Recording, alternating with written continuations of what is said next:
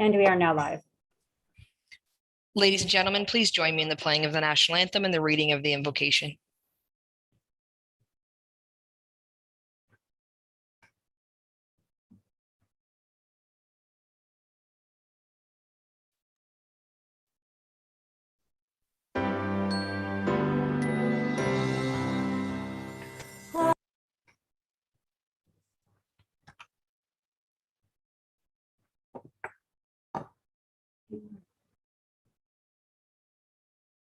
It's coming.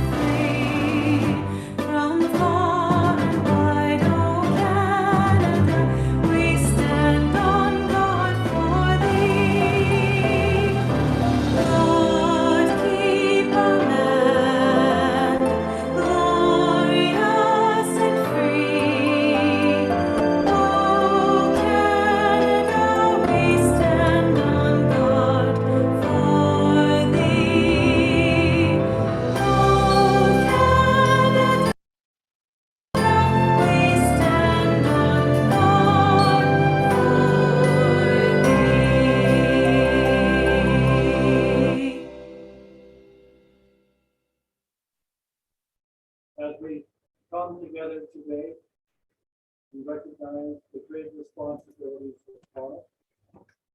Council will always strive to understand the needs of people, preserving the power of life and health.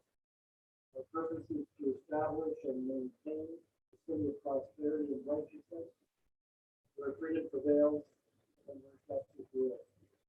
Our results represent those who serve our community and no longer with us to be complete, deserve, and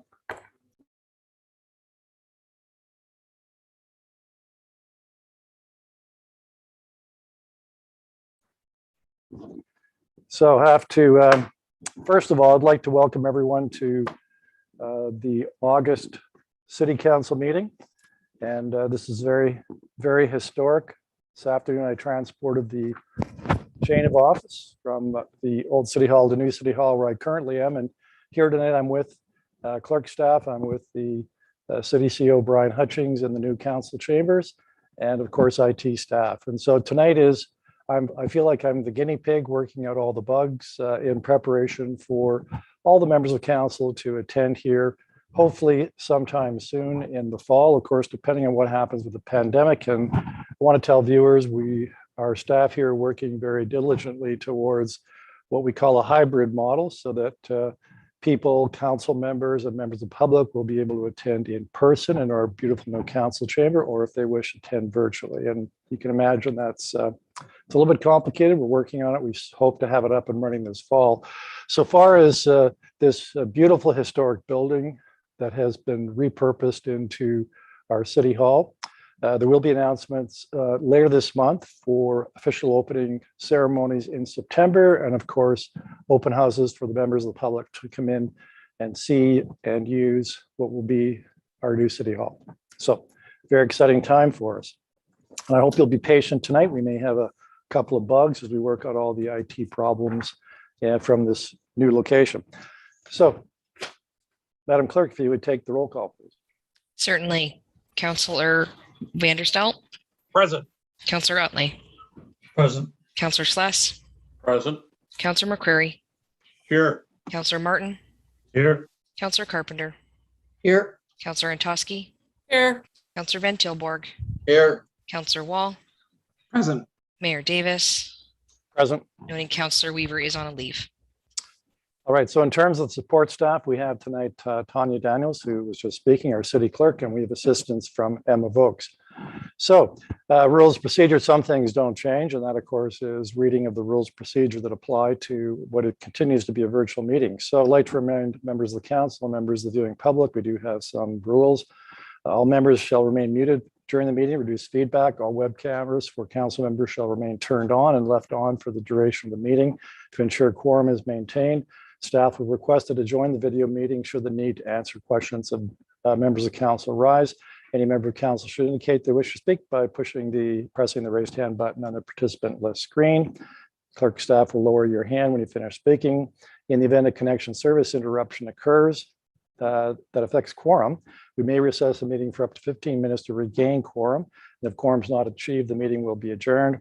All members of council participating via online video conference will vote using eScribe, and the clerk will announce the voting results.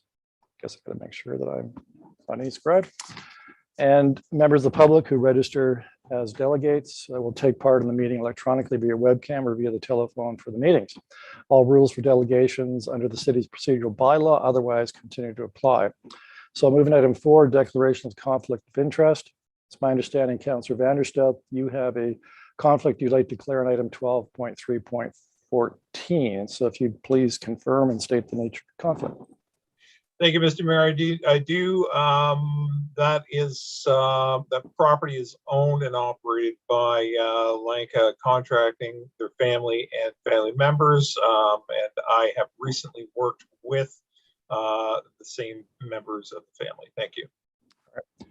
So members of council, is there anyone else who needs to declare a pecuniary interest in respect to any item that appears on tonight's agenda? If so, please raise your hand electronically. Seeing no electronic raised hands. So we'll move into determining the separation of items in the committee reports for discussion purposes. Just a reminder that the resolutions 13.1 to 13.4, they're dealt with individually. So at this time, we're separating the items in the committee reports. And of course, all committee items start with a 12. We already have separated committee items, 12.2.5, 34 Norman Street. Neighborhood engagement regarding on-street parking. There's an amendment that we expect Councillor McCreary will be submitting. And of course, we just have the 112.314, for which Councillor Vanderstelt just declared a conflict. So are there any other items contained within the committee reports that council members wish to be separated for discussion purposes? Councillor Martin, if you go through it slowly so I can make a note.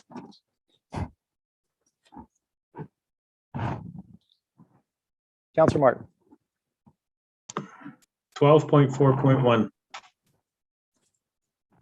Well, Just the one. Thank you. just want to confirm what that is. So that is the budget direction and guidance from the Finance Committee. Is that correct? Yeah. Correct. Okay. Next up, Councillor Vanderstelt. Thank you, Mr. Mayor. 12.2.4, which is a renegotiation of lease for Bog. And 12.2.17, which is Proctor Avenue.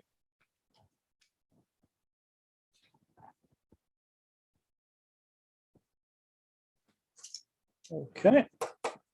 Councillor McCreary. Mayor, I believe you said 12.2.5 was separated. I'd also like to have 12.3.7, please.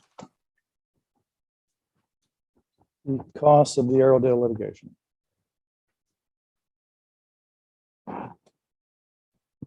Anything else, Councillor McCreary? That will suffice, Mayor. Thank you. Okay. Does anybody else want anything separated for discussion purposes of any of the number 12 items? All right, seeing no further requests. So Councillor Martin, if you could please move the motion then to approve all items in the committee reports that have not been separated for discussion purposes. Certainly. I move, seconded by Councillor McCreary, that all items contained within committee reports, item 12.1 to 12.4, not separated for discussion, be approved. All right, thank you. So Madam Clerk, if you could please read off the title of the items that we're about to vote on, that we're going to be approving. Certainly, the matters subject to this vote include the following: from your Human Resource Committee, item 12.1.1, Municipal Law Enforcement Service Provision Review and Realignment. Item 12.1.2, Human Resources Master Plan 2021 Progress Report. From your Committee of the Whole, Operations and Admin, 12.2.1, Council Priorities Progress Update, 12.2.2, Emergency Operations Center Lease with Brantford Power, Inc., 12.2.3, Acquisition of 37 MP Street from Brantford Power, Inc., 12.2.6, Brantwood Park Road and Sympatica Crescent at Lindale Hills Park Traffic Control, 12.2.7, Nature's Grand Phase 2, Subdivision Agreement and Road Dedication Bylaw, 12.2.8, Road Dedication Bylaw, Gillespie Drive, Turnbull Drive, and Wilmot Road, 12.2.9, War Memorials and Cenotaph Working Group Report, 12.2.10, Cultural Hub Task Force Report regarding Cultural Hub proposals, 12.2.11, Gulf Operations Year-End Report 2020, 12.2.12, City of Brantford Water System Quality Management System 2020 Annual Update, 12.2.13, All-Way Stop Control at Gray Street and Garden Ave, Speed Humps on Garden Ave north of Gray Street, 12.2.14, Year of the Garden 2022, 12.2.15, Waterfront Park, 12.2.16, Recording of in-camera minutes. From your Committee of the Whole Community Development Report, 12.3.1, Technical Amendments of the City Brantford Zoning Bylaw, 12.3.2, Application for Zoning Bylaw Amendment PZ-06-21 for 118 to 120 Morel Street, 12.3.3, 2021 Development Charges Background Study Draft Proposed Rates, 12.3.4, Appointment of Property Standards Officers, Municipal Law Enforcement Officers, and Peace Officers, Building Inspectors, and Municipal Heritage Inspectors, 12.3.5, Accommodation Strategy Building Disposition Update, 12.3.6, Building Review Task Force Mandate, 12.3.8, Proposed Amendments to the Delegation of Authority Bylaw and Policy, 12.3.9, 129 Erie Ave Demolition Emergency Procurement, 12.3.10, Non-Routine Demolition Control Application for 226, 230, and 232 St. Paul Ave, 12.3.11, Extension to a Draft Approved Plan for Subdivision 599 Shellard Lane, 12.3.12, Heritage Grant Program Application for 211 Brant Ave, 12.3.13, Coverage for Councillor Weaver's appointments to committees and task forces. From your Finance Committee, item 12.4.2, 2021 Capacities on Designated Public Institutions, and 12.4.3, Community Grant Program 2021 Partial Year. Those are all matters subject to this vote.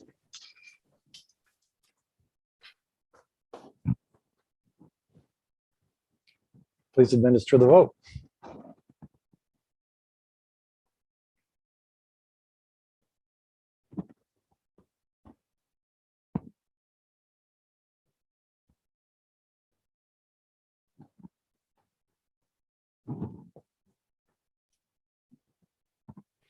All items not separated for discussion purposes have carried on a recorded vote of 10-0.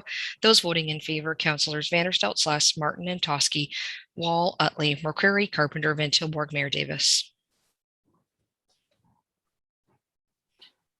Thank you, Tanya. So we'll now move into item 6. There are no statutory public meetings, no public hearings tonight. And since this is the last council meeting for 2 city employees, I'd like to take a few minutes for us to recognize them, their service with the city, and wishing them the best as they move on to other career opportunities or retirement. So first of all, I'd like to recognize Lise Sordo, who is Director of our Facilities Management and Security. Now, we're getting very sophisticated here. There's actually the certificate that I will be awarding to her later this month. But as you can see, Lisa's been with the city for over 18 years, and she worked her way up the corporate ladder, gaining valuable experiences along the way. She has, during her term with the city, worked on the city's accommodations plan, the Wayne Gretzky Center, the new City Hall, 324 Grand River Ave, the airport master plan, and our new security program, just to name a few. And I can say that she was very integral and very important person in respect to the new City Hall project. She was always ready to take on a new challenge and to work with the many task forces and committees that she was part of. She's moving on to a new opportunity with another institution in Hamilton. She'll be missed by many of her peers and staff, and I can say from considerable experience, Liz was very patient with us, very understanding, and was able to explain really technical facilities and building management issues in ways that even I could understand. So Liz, we wish you the best as you move on to another opportunity, and who knows, maybe we'll see you again when you work your way through that term. So if we can give a hand to, please.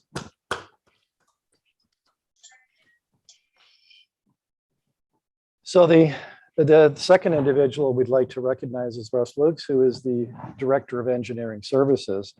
And Russ joined the City of Brantford in May 2001 after having worked as a transportation planner for more than 20 years in the consulting industry.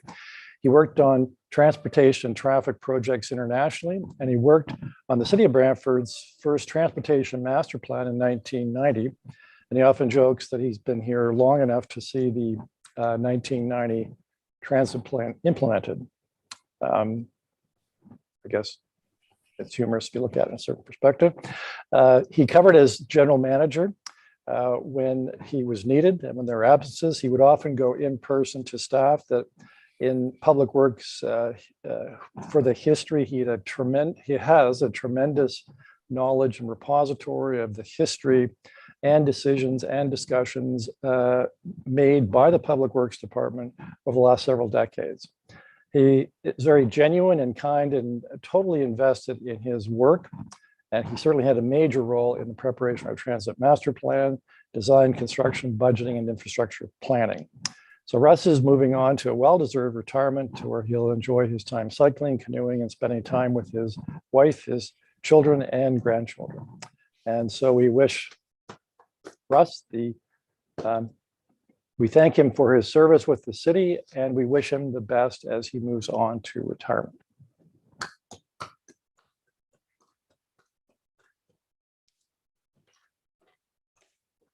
So we'll now move on. Normally, this would be the section of the meeting where we'd have members of the public appearing as delegates, following our registration procedure, but we've had nobody who registered as a delegation for tonight's meeting. So we'll move in then to the items that have been separated. Oh, pardon me, proclamations. We do have a proclamation. Yes, we do have a proclamation. I'm jumping ahead here. So Councillor Sless, I understand you have a resolution to approve the proclamations. If you'd please read the motion. I would like to, Mr. Mayor, if I could get it put up on the screen, that would be appreciated. I've got it in front. I've got my name against this for some reason. So We're going to have you actually read the proclamation, Councillor Riley. Okay. Moved by myself and seconded by my ward mate, Councillor John Sless. 8.1 fetal alcohol spectrum disorder awareness. Whereas fetal alcohol spectrum disorders, FASD, is a diagnostic term used to describe impacts on the brain and body of individuals prenatally exposed to alcohol that persists through the lifespan. And whereas prenatal alcohol exposure is the leading preventable cause of developmental disabilities in Canada. And whereas the exact number of people who have FASD is unknown. A conservative estimate is that 4 out of every 100 children are born with effects of prenatal alcohol exposure annually. Brantford has a population of 98,000, therefore 3,920 people may be affected by FASD locally. And whereas health, social, educational, and justice systems are involved at the community and provincial levels, with the cost to Canada of approximately $5.3 billion per year. And whereas approximately half of all pregnancies are unplanned, resulting in later prenatal care and possible unintentional exposure to alcohol. And whereas Brantford community members, health and social service providers, and local decision makers all have a role to play in supporting pregnant women to avoid alcohol during pregnancy and raising awareness that there is no safe amount, no safe type, and no safe time to drink alcohol during pregnancy. And whereas people internationally have observed FASD Awareness Day on September the 9th since 1999, and Brantford City Council has observed this day since 2018. We acknowledge that on the 9th day of the 9th month of the year, the world will remember that during the 9 months of pregnancy, it is important to abstain from alcohol. Therefore, be it resolved that the Council of the Corporation of the City of Brantford hereby proclaims September 9, 2021 as FASD Awareness Day in the City of Brantford. Thank you, Mr. Mayor. Thank you very much, Councillor Utley. And we of course do need a resolution to approve that proclamation. Councillor Sless, can I assume? Oh, that I'm you're sorry. Yeah. I'm Yeah. sorry. You jumped the gun on reading, but that's fine. So Councillor Sless, are you moving that proclamation be approved that Councillor Utley just read? I am, Mr. Mayor, seconded by Councillor Utley. Very good, thank you. All right, so we'll now call the vote on the approval of the proclamation.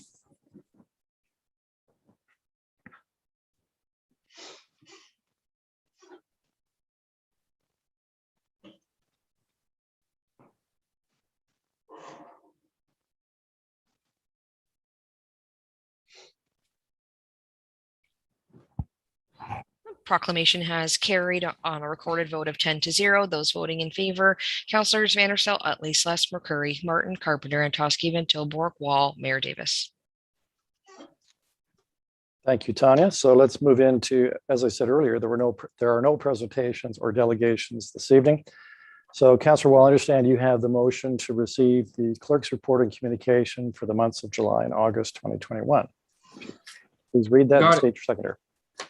Awesome. Yes, moved by myself, seconded by my ward mate, Councillor Brian Van Tilburg, that clerk's report on communication be received for July and August 2021 be received.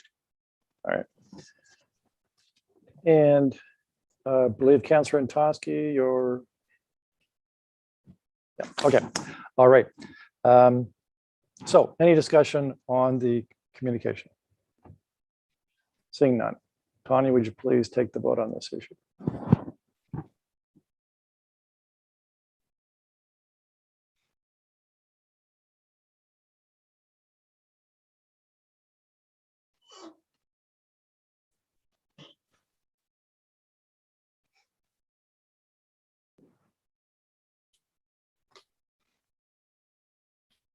Councillor Carpenter, just waiting your response.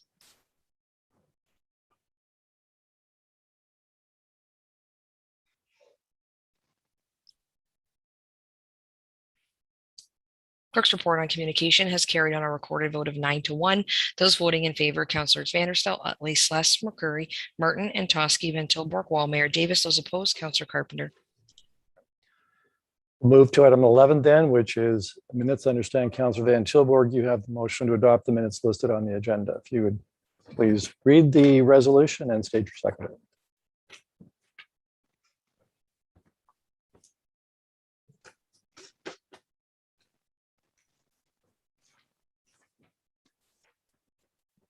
Councillor Van Tilburg, you're muted.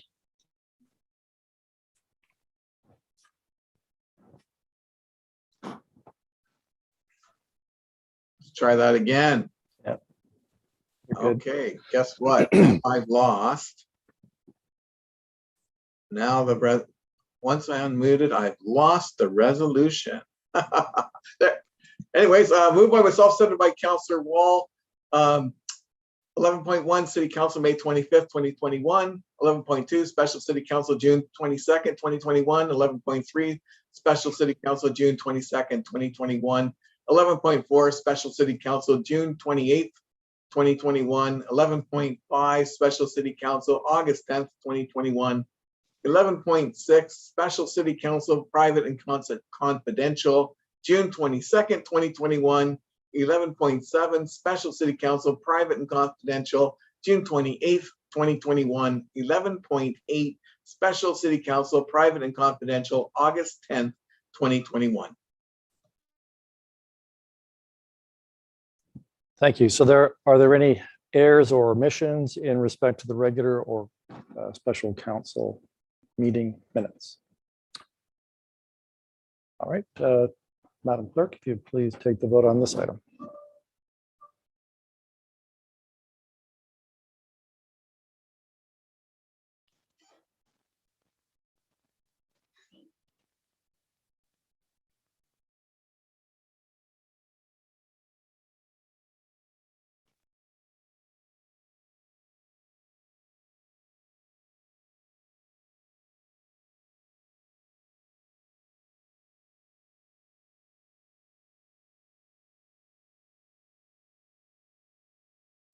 Bear with me, I've experienced my first tech hiccup.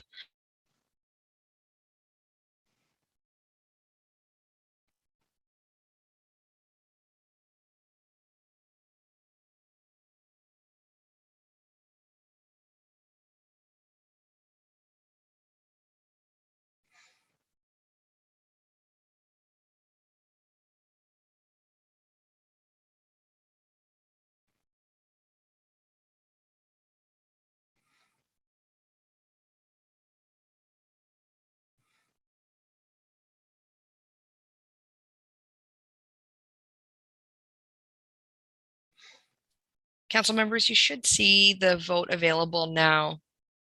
I hope. No. Let me try one more time. If you push on the vote in progress, it'll bring it up. Got it.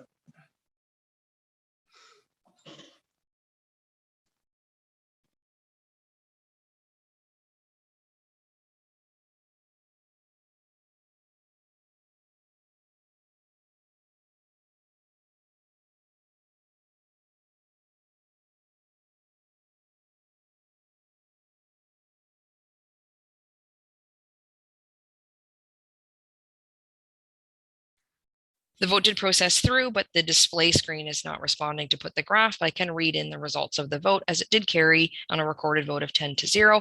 Those voting in favor, Councillors Vanderstel, Utley, Sless, McCurry, Martin, Carpenter, and Toski, Van Tilburg, Wall, Mayor Davis. Thank you, Tanya. So we'll now consider the items that were separated for discussion purposes. Councillor McCurry, if you'd please read the motion to place all separate items from the committee reports not previously voted on the floor. Shall do, Mayor. And is seconded by my ward mate, Councillor Martin. I move that all items in the committee reports, items 12.1 to 12.4, separated for discussion purposes, be approved. Thank you. So we'll then proceed to deal with the separate items as they appear on the agenda and are separated. And I think the first item is 12.2.4. That's the lease renewal, Ball Hockey International 20 Edge Street, Lions Park. I believe Councillor Vanderstel, you asked for this to be separated. I did, Mr. Mayor. Thank you very much. Either to you, to Mr. Hughes, or if I don't know who else might be in the room on this one, whoever negotiated the terms. Mr. Gasparetto, thank you. Ron, is it, or have we concluded our negotiations? Have we updated the parking clause? Through the mayor, those negotiations are ongoing. We're waiting for approval to commence the negotiations, but we have captured the comments that we have received from the previous committee of the whole, and will ensure that they are reflected within the agreement. Okay, and at that time, we would probably circulate the renewed copy of the lease to our city departments as well, in order to ensure the adherence to the changes and the new signage, I guess it would be. That is correct. Okay, thank you very much. Appreciate it. Thank you. Thank you, Mr. Mayor. All right, seeing no other raised hands, Madam Clerk, would you please take the vote on this item?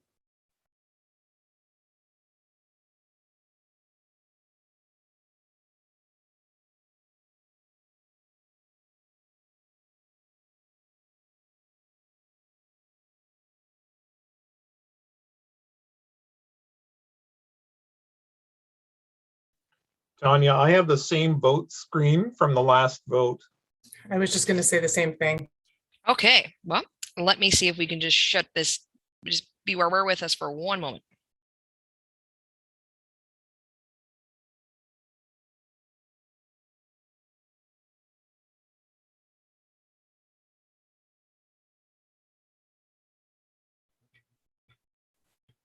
Tanya, if it helps at all, we're getting the flashing screen at the top that says vote in progress. And when you tap on that, it's giving the minutes vote, the vote on the minutes. Yeah, I think it got logged, sort of bogged down in the background. So we're trying to refresh here to see if that will help solve the issue. We'll be right with you.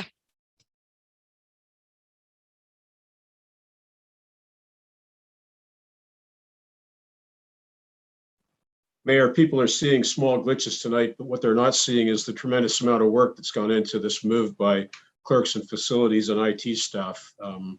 It's phenomenal the amount of work these folks have put in the last little while. You're absolutely correct. And now I think we have it. No, still the minutes.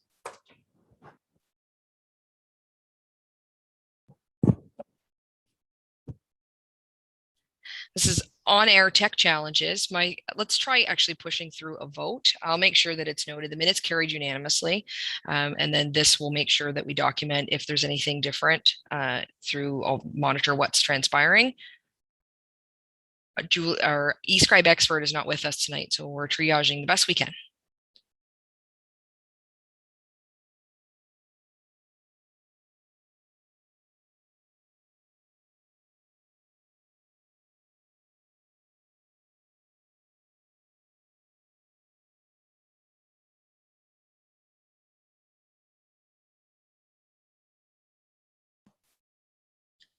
Perhaps we need to do the vote by show of hands.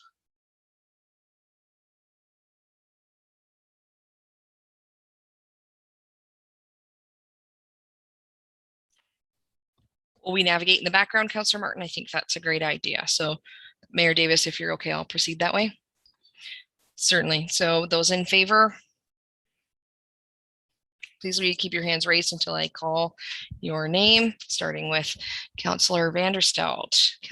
Those in favor, Councillor Sless, Councillor Utley, Councillor Martin, Councillor McCreary, Councillor Antosky, Councillor Carpenter, Councillor Van Tilborg, Councillor Wall, and Mayor Davis. That item carried unanimously. So we'll move now to item 12.2.5. This is the 34 Norman Street neighborhood engagement regarding on-street parking. And I believe Councillor McCreary, you've asked this to be separated to put an amendment on the floor. Mayor, thank you. Yes, Councillor Martin and I are introducing an amendment, and I'll read that now with your blessing, that the following be added as a clause B, and it reads that in accordance with policy number PWO 21, amending on-street parking regulations, staff be directed to present a bylaw for council's consideration to implement number 1, no parking 0200 to 0600 restriction on Willow Drive, and number 2, no parking 0200 to 0600 restriction on Wayne Drive. Mayor, and this is in response to some good work by staff to solicit and canvass opinions on 4 or 5 city streets in the vicinity of the new build apartment building at Fairview and the intersection of Willow. And the results were inconclusive for many of the streets, but for the Willow and Wayne residents, they chose to take this course of action. And that's why Councillor Martin and I are introducing this tonight. And we would much appreciate the support of members of council to make this happen. Councillor Martin? Thank you. It's no surprise that the streets that are in favor of this parking restrictions are the ones that are closest to where this building is going to be. I think that's reflected in the results of the survey that was done. Residents who are further away don't feel it's going to be a problem, so they didn't want any change to the parking. So I'd appreciate council support on this. It's what the residents in the area would like. All right, seeing no other raised hands for discussion purposes, Madam Clerk, would you please take the vote on this item?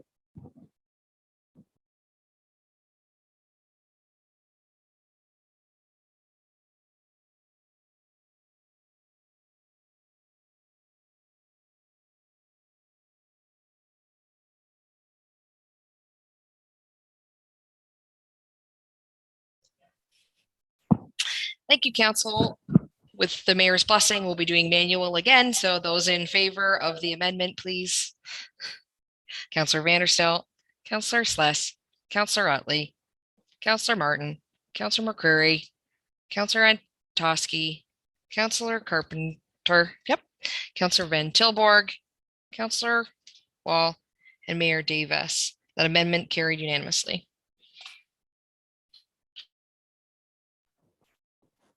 Okay, we'll move on to the next item that's been separated. Leave. Oh, sorry. Oh, yes, voting. Sorry. We have to vote on that resolution because it's been amended. So any discussion on the resolution as we just amended it? Seeing no raised hands. Madam Clerk, if you please take the vote on the amended resolution. Certainly, those in favor of as amended.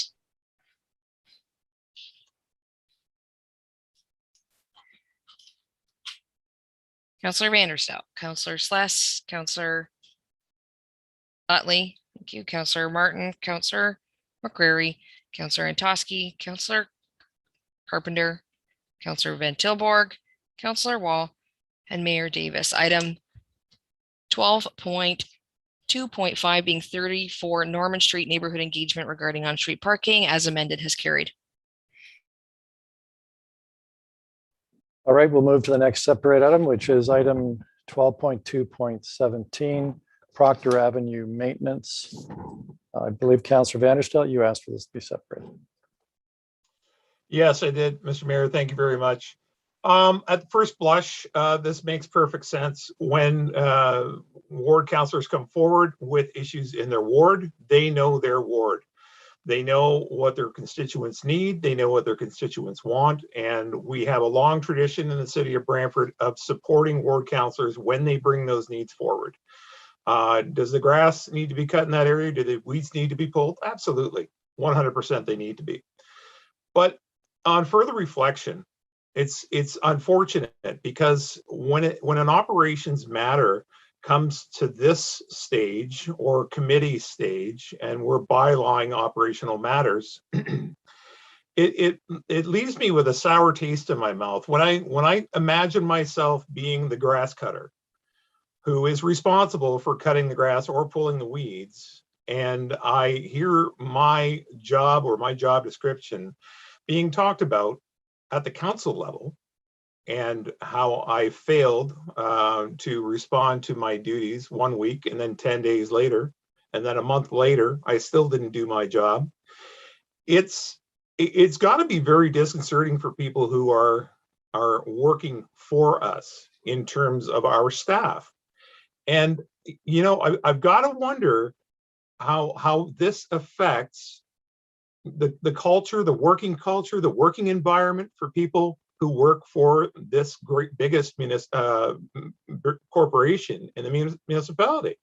And we've got 1,300 people working for us, and they'll never know if we continue to work at it from this perspective, where we're managing from the council floor, we're project managing from the council floor, we're giving direction on where to cut grass from the council floor. If you're one of the 1,300 employees, you'll never know when you're going to be in the spotlight. And here's the weird juxtaposition that I find myself in. I want to protect members of council and allow them to do their job. That's what they've got to do. They've got to represent their constituents. But I also have to make sure that we look after staff, because in a situation where we're definitely pointing fingers at specific departments, or we're definitely pointing fingers at job descriptions, we are thereby pointing fingers at who's not doing their job, who's not doing their work.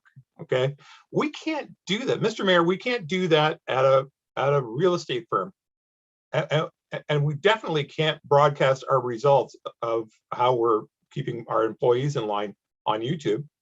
We can't do that at a law office. We can't do that in a volunteer organization.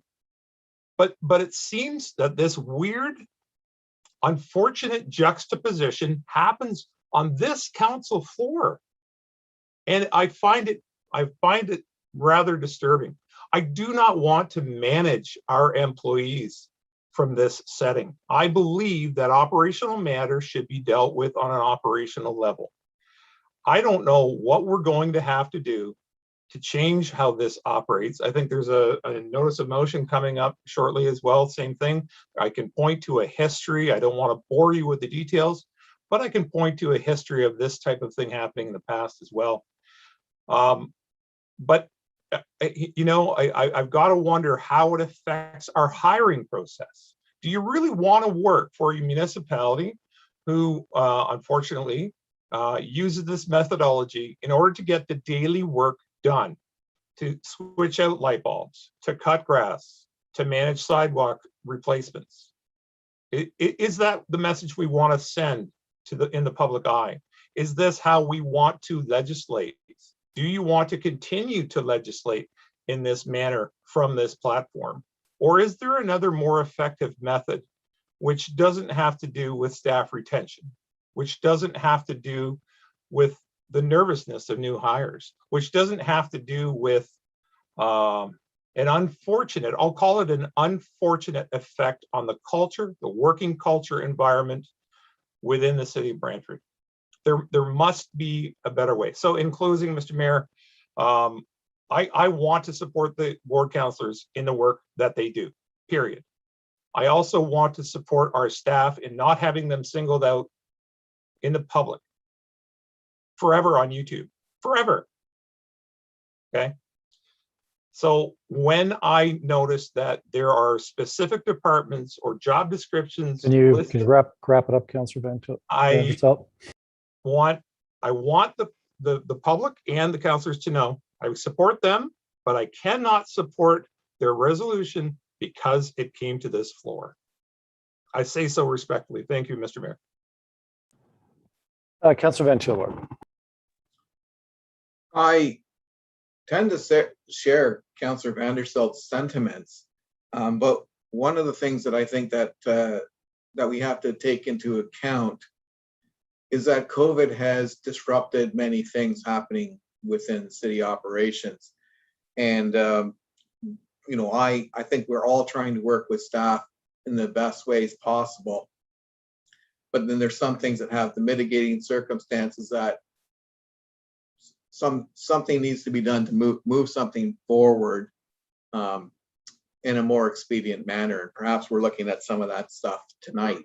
But overall, because I'm like I said, I'm sharing that same thing. We're all working on the same things, but I almost feel that I may be in a position if something doesn't get done and when it says it's to be done, that we may have to bring something up. And I do not want to do that. But sometimes we have to, and sometimes it's not necessarily a reflection of the staff in any way, shape, or form. It happens to be the circumstances. And quite frankly, when you've had COVID disrupt all of our contractors and all the different things, and the way our process is lined out. In fact, I've received emails just today following up on some things that I've been inquiring about for projects that we were going to do this summer that have now been pushed into next year, that members of the community expected were coming. And you just have to let them know that this is what it is. But then there's other things that are outliers that may need to take a higher priority. So I tend to support the councillors in the reasons why they're bringing these forward. But I guess what we're trying to say is we don't want this to be the nature of our job, and it shouldn't be. And so seeing as little of these as possible is what we should be trying to attain. I don't think you can stop a councillor from bringing these kind of resolutions forward. I guess you're stuck with whether you support moving things forward in an expedited manner or not. That's all I want to say. I think it just is what it is under the current circumstances. Councillor Wall. The boulevard on a regular street out front of a house, whose responsibility is that to take care of?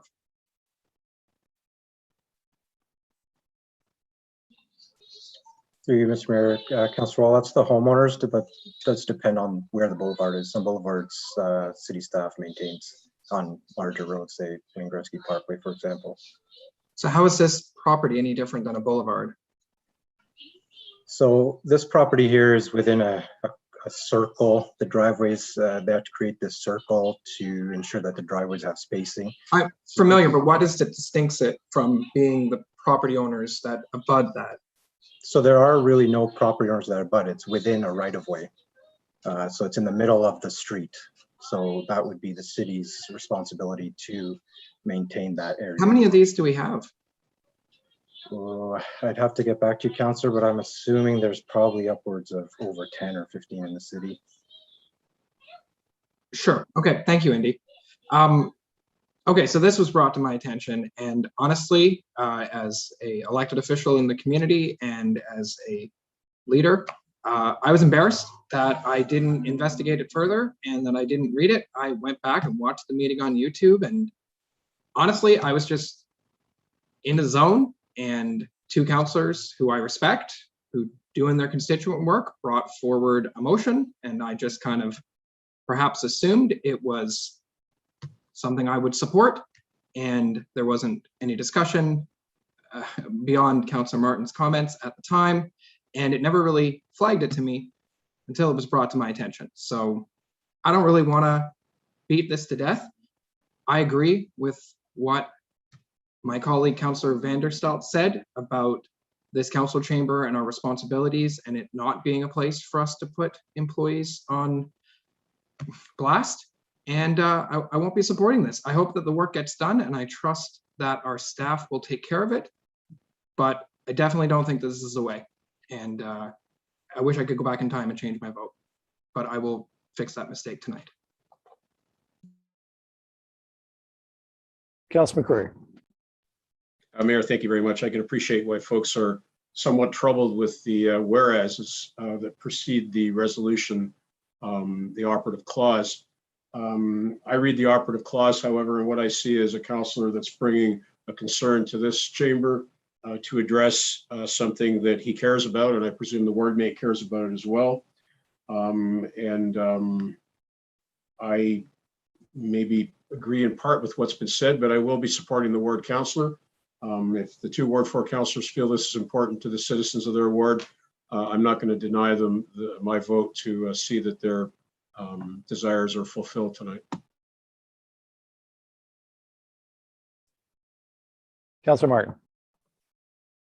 Thank you. COVID has certainly caused us a number of problems, and like other employees and employers in the city, we've had trouble getting people to do summer work, and because of that, some of the grass doesn't get cut as often as we normally would like to, because we don't have the staff to do it, because unfortunately, too many people are staying home and collecting the CERB instead of going to work. So because of that, some things like this fall through the cracks, and it's unfortunate, but hopefully once COVID is over, we can get back to normal and start seeing things taken care of a little better. But I certainly agree, this isn't the place for this kind of thing. I've never brought a resolution like this to council, and I don't intend to in the future. Something like this should be dealt with outside of this chamber. Thank you. Councillor Carpenter.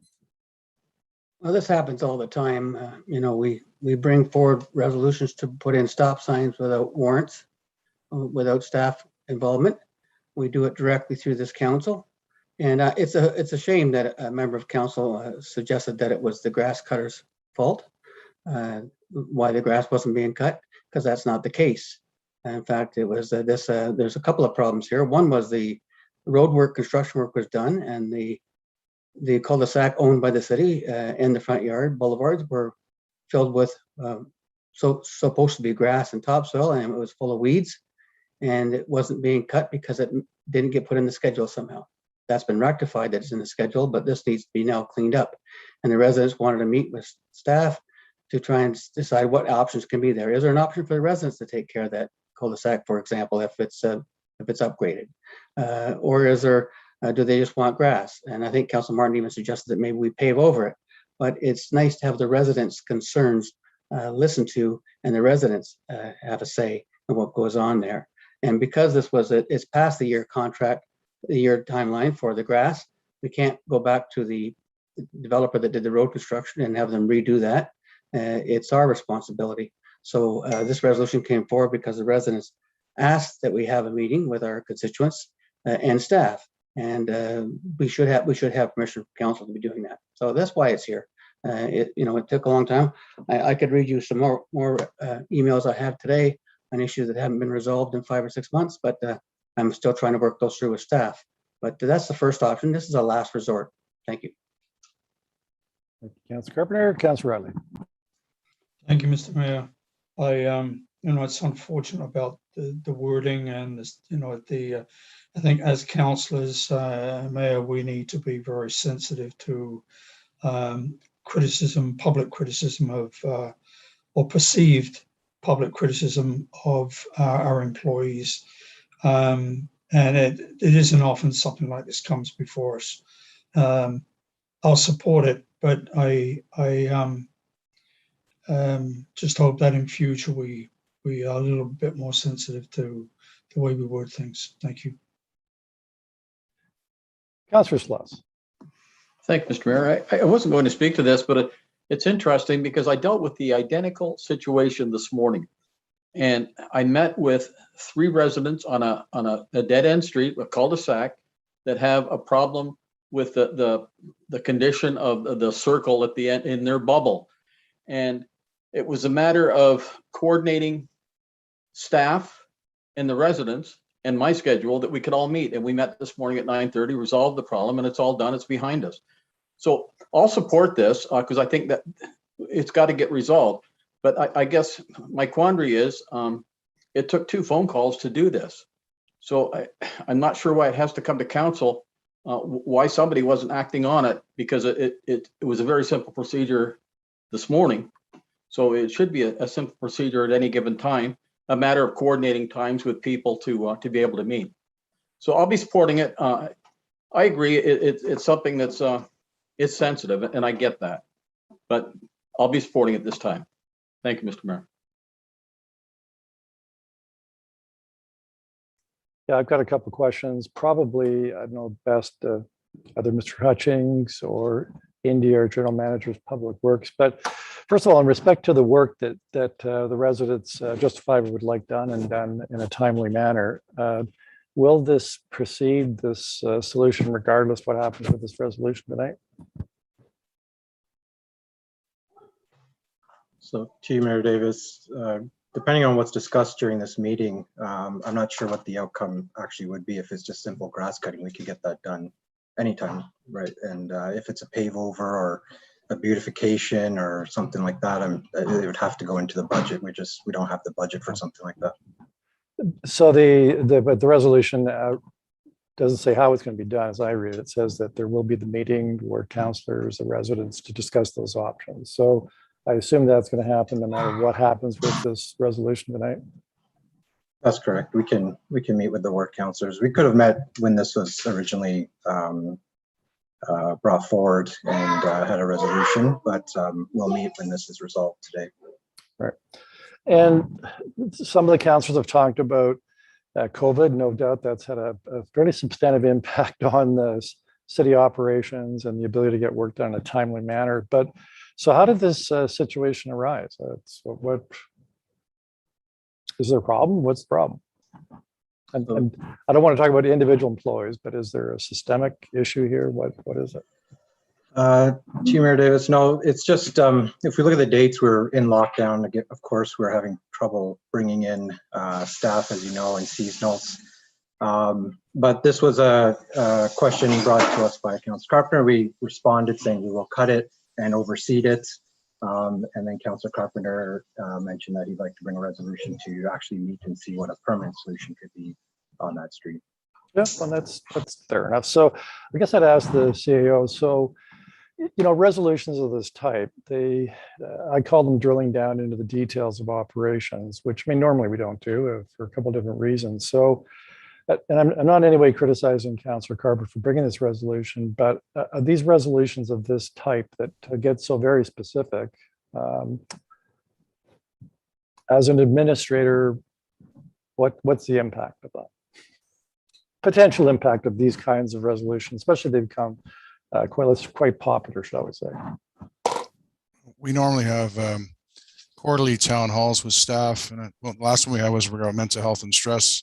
One of the number one thing that was identified in the survey beforehand was confusion of staff, which is causing stress between what managements and supervisors telling to do versus what the calls from counselors. So I think there's some way, again, the other way of resoluting this versus bringing things forward. And if it's not reactions, it should be talking to the general manager or myself to see if we can find resolutions to move these forward quicker. And so, but staff are seeing this as quite a stressful situation when they see these things in public forums. Yeah, and I can understand that because, on the one hand, a staff person will perceive it as being public criticism, and I can understand that. The one hand, with the ward councillor wanting to get something done for his residents, the residents wanting something done, impact of COVID. I guess I'm also concerned, though, about the impact this has on morale, but also it hasn't been mentioned, but how it impacts priorities, because we have finite resources here at the city. We can only get things done, no matter how efficiently it works, in a certain time order, and there are priorities set generally by staff as they determine how services are provided and when they're provided. And so I guess the concern I have with this is this type of resolution becomes very popular. We run the danger of trumping the priorities that are set very objectively by staff, trying to be fair to all the residents, as opposed to sort of the squeaky wheel gets the grease, which means those who don't squeak don't get the same service. So I'm not saying that's what's happening here, but if these become very popular, that's the risk, I think. So, and I appreciate we're trying to find a balance here, and maybe there hopefully can be a better way to resolve legitimate issues that ward councillors and residents have, as opposed to dealing with that at this point. So I can support this resolution tonight, but I'm reluctant to continue to support resolutions of this nature for that very reason. So I think everybody has spoken. And Madam Clerk, please call vote.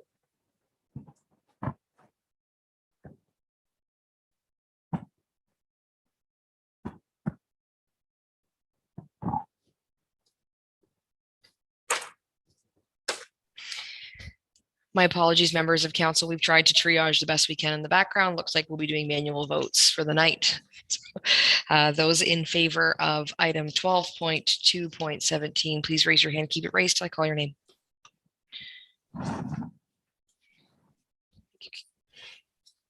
Councillor Utley, Councillor Antosky, Councillor Van Tilborg, Councillor McCreary, Mayor Davis, Councillor Carpenter, Councillor Sless. Those opposed, Councillor Vanderstelt, Councillor Wall. The item has 12.2.17 being Proctor Ave maintenance has carried on a recorded vote. So we'll move now to item 12. Mr. Mayor, my vote wasn't registered. I'm voting opposed. Okay. Madam Clerk, do you have that? Yes, my apologies, Councillor Martin. I'll mark you as opposed. So we'll move to the next item, which is 12.3.7, which is the cost of the Arrowdale litigation. I believe Councillor McCreary, you asked for this to be separate. Mayor, yes, thank you very much. This relates to costs incurred by the municipality to defend the municipality against legal actions brought by parties in the city of Brantford relating to the sale and conversion of sale of part and conversion of the other part of the former Airedale Golf Course into formerly housing and latterly park for children to enjoy. And I do have some questions of staff, Mayor, which I will run through you. Staff, I wonder if you could tell me a little bit about KYCI and who the principals or directors or shareholders of that corporation are. That's the party that's brought the legal actions against the city of Brantford. Through the chair, KYCI is an Ontario company. Their name is Know Your City Incorporated. The principals of that corporation are Ronald Haslip and Veronica Martisius. As of today, Jeff, are they both residents of the city? Are they both registered on the corporate registry as citizens of the city of Brantford? Mr. Haslett is a resident of the city of Brantford. Ms. Martisius does not maintain a permanent residence in the city. Where does she maintain a permanent residence? This To is the all best of- public knowledge on the document, right? Yes, through the chair, to the best of our knowledge, Ms. Martisius is based out of British Columbia. Okay, thank you. Now, there were 2 or 3 separate and serial actions. Is that correct, Jeff? Through the mayor, I'm not sure I understand the question. There was a judicial review that was sought, right? Through the mayor, that's correct, yes. There was an appeal, Through the mayor, that is also correct. and there at some point there was a hearing, I believe, for costs. Is that correct, Jeff? Through the mayor, that's correct. Just to be clear, all of those steps were part of a single course of litigation. So 2 of those steps bear the same court file number. Okay. The appeal bears a separate court file number, but is a judicial process that is provided Yeah, for. and those were so the 3 separate actions. The city was found faultless and in favor on all 3 of those, correct? Through the mayor, the costs, the security for cost motion was favorable for the city. Right. The judicial review was favorable for the city, and the motion for a leave to appeal to the Ontario Court of Appeal was dismissed in favor of the city. And there was a point in time when the proponents of this action, Mr. Heaslip and Ms. Martisius, as principals of KYCI, were told if I recollect from my reading of the transcripts, the justices rather, told them at various points in time or hinted that they would not be successful in the end. Is that correct? Through the mayor, the decision on the judicial review was not favorable, and there was language used by the judiciary to suggest that the facts necessary to make out the claim advanced simply didn't exist. Right. Now, how much did we spend? 168,000, Jeff? One moment, Councillor. Through the mayor, the cost to the city after accounting for HST rebates, which the city is entitled to, was $186,390.23. And that's to be made up by the taxpayer? Through the chair, we currently have $10,000 sitting in trust, which will be applied against the $186,390.23. We also have cost awards equaling $31,000, which we are making attempts to recover at this point. Okay. If any amount is recovered, that will be applied to the $186,390.23. And I have the exact number that the city, so $145,390.23 is the amount that the city has put forth to defend this action that cannot be recovered from KYC.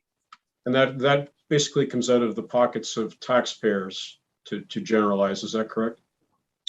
Through the chair, that is going to be a taxpayer funded liability, yes. Right. Okay, thank you very much. I'll recap briefly, Mayor. So the city of Brantford undertook a legitimate and legal action, making a decision of this council based on a resolution by Councillor Vanderstel.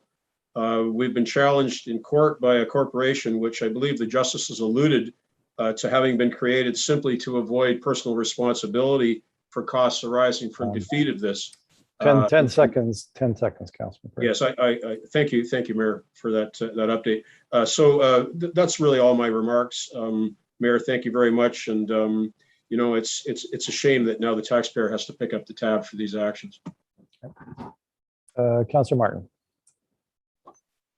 Thank you, Mr. Mayor. Through you to staff, if we're not successful in collecting the other 31,000 from Know Your City, that'll fall on the taxpayers as well, will it not? Through the chair, that's correct, Councilor Martin. Okay, and Know Your City Inc., what other business do they conduct in the city? Through the chair, we're not aware of any other business that is conducted by Know Your City Inc. The question was asked of Know Your City Inc. And no detailed response was provided. Okay, that's what I thought. It's unfortunate they've used a legal loophole to try and avoid responsibility on this, but we still have options, I assume, and we are going to try and collect the 31. Through the chair, yes, Council Martin, the city is going to make efforts to collect the $31,000 in outstanding cost awards. Okay, thank you and good luck. Thank you, Mr. Mayor. Okay. Councillor Toski. Thank you, Mr. Mayor. This has been a very contentious item in our city, to say, probably the understatement of the year. I want to caution that, you know, we don't get stuck in the fact that there were only 3 people against this. I also want to say that, yes, they set up a corporation because you've got a David fighting a Goliath. And of course, they set something up, and I think most people would do it when they had this big fight on them. I don't think that we can fault them for that. They lost. So, and the city has won. But we know that there are thousands of people that were behind them. This was not 3 people fighting the city. And I want to be cautious that we do not make a situation. We should be allowed to be questioned. It goes through a process. They're right, they're wrong. It settles out in the end. But there should be a scenario where people can question us, and to suggest otherwise to me is not democracy. And yes, these things cost money, and you know, like many of the other things that come down the pike that we end up paying for that we didn't expect to pay for, we have reserves, we have contingencies, and we plan for these things. So I just really I want to be cautious that we don't make a bad situation worse, and that we recognize that every one of us have residents in our wards that were fighting this fight. It wasn't a small group of people. And I've said that before, so I won't continue repeating myself unless I feel like I have to keep defending the same statements on the other side. But I just want to caution council, and you know what, people have a right to speak up, and they have a right to go through the process. Thank you. Mayor, may I make a point of clarification? It was stated by the previous speaker that we have a contingency or a plan for something like this, inferring that we had a money set aside for this. I wonder if staff could say if the city of Brantford has money set aside for this as a contingency. Point of order, is this actually allowed? Yeah. You'll have 1 point to speak. Well, that's a point of clarification, and they're allowed. Am I allowed to clarify my statement? I didn't say we had it. I said we do plan for these things. And that doesn't suggest that we absolutely have it. It's just things happen that we don't expect to pay for all the time. Yep, that's fair enough. I think we can leave it at that. All right, so Councillor Vanderstel. Mayor, I beg to differ. The statement was made that we have a contingency for this, implying that we have money set aside for this. And I'd like staff to clarify whether or not that's a fact, because if that's a fact, then I've misunderstood. Right. Well, to resolve the point of order, I mean, I'll ask that question of staff. Do we have funds set aside for that? Please clarify that for us, please. To you, Mr. Mayor, the legal budget, as alluded to in the report, has an amount set aside each year for outside legal counsel, for example. In this particular case, the amount budgeted was grossly insufficient to meet the cost that we incurred, and so there was a variance in 2020. There will be a variance in 2021 unless an alternate funding source is identified. All right, I think that clarifies that. So, Councillor Vanderstel. Thank you, Mr. Mayor. Through you to Jeff. Jeff, fundraising efforts continue for the Know Your City Inc. Through Friends of Airedale to this day. I would surmise that the reason for those fundraising efforts would be to continue the fight. Do you have any indication, or were you given any indications from any representatives thereof of what their intention would be as far as future steps and associated costs with those future steps? Through the chair, at this point in time, we've received no information from any legal representatives or non-legal representatives of Know Your City Inc. regarding further steps that they plan to take against the city.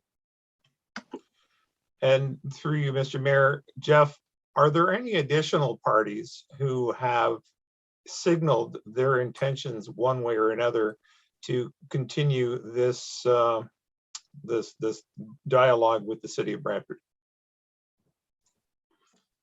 Through the chair, again, we have no indication from any parties that there's any plan for actions against the city with respect to the sale of what was formerly the Airedale Municipal Golf Course. Okay, so this should be the total amount of supposedly our costs to date, and we're not foreseeing any reason to believe that these costs would increase. Through the chair, based on what we know at this point, Councillor Vanderstel, we don't anticipate incurring any additional outside legal fees in the defense of the sale of Airedale, assuming that there are no new facts that come up. This is what we expect to be the final cost for the defense of the action brought by Know Your City Incorporated. Okay, thank you very much. Appreciate your time. Thank you. Point of clarification. Yes, Council. Yes, Councilor Carpenter. Thank you. Just to Jeff Daly, the previous speaker has suggested that Friends of Airedale were raising money for Know Your City Incorporated. Do we have any evidence of that as being factual? Through the chair, I have nothing in my possession at this point to confirm one way or the other whether fundraising has taken place or whether there's any fundraising monies being held by Know Your City Inc. But like I said, Councillor, we're looking at trying to recover the costs that are owed to the city, and information to that effect may come to light. Yeah, okay, thank you very much. All right, Councillor Van Tilburg. Yeah, we from start to finish in December of 2019, looks like I've got a friend who's joined me here. We passed the sale of Airedale, that motion, in 26 days, which many people questioned. And that question is what has actually led to the litigation. And it was said it was an illegal litigation. It wasn't. It was, however, one that failed. It is legal to do these things. People have that right. Democracy is messy. I know there was significant support for the positions that were taken in that fight. It was not considered frivolous by the court. If it was frivolous, they wouldn't have gotten as far as it did. That probably would have saved us a lot more money. So it is what it is. It's cost a lot of money. I think we could have done better if we had rented the Sanderson Center and held some public meetings, but that didn't happen. This is the route that we went. These are the costs that are invoked. It hurts everybody. I don't think there was really any winners out of this through this portion. Have we sold that property yet? Has it closed? Through the chair, the sale of Airedale. Yes. Councillor Van Tilburg, no, the deal has not closed at this point. And we're in the midst of doing the park at this time as well, right at the same time. Through the chair, yes, development of the. Is that so? The creation of the park and sale, was that all part of the same litigation? Through the chair, the action that was advanced by KYCI attacked the resolution that was passed by. Resolution. So quite thank you. I appreciate that.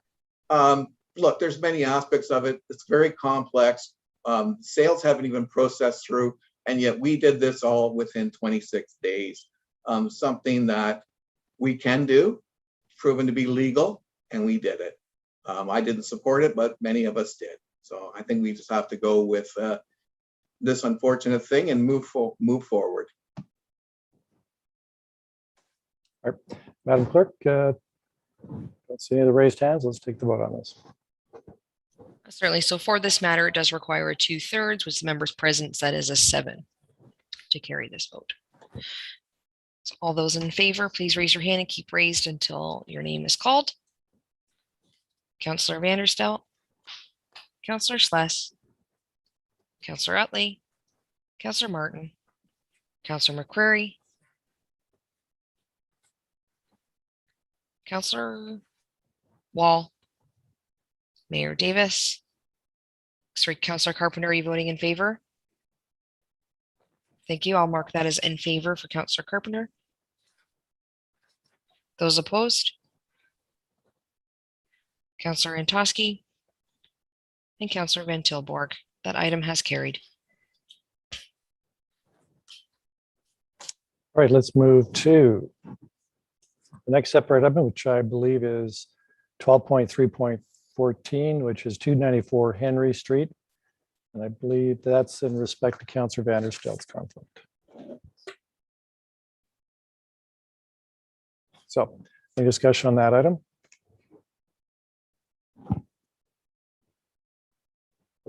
Seeing none, Madam Clerk, would you please take the vote on this item?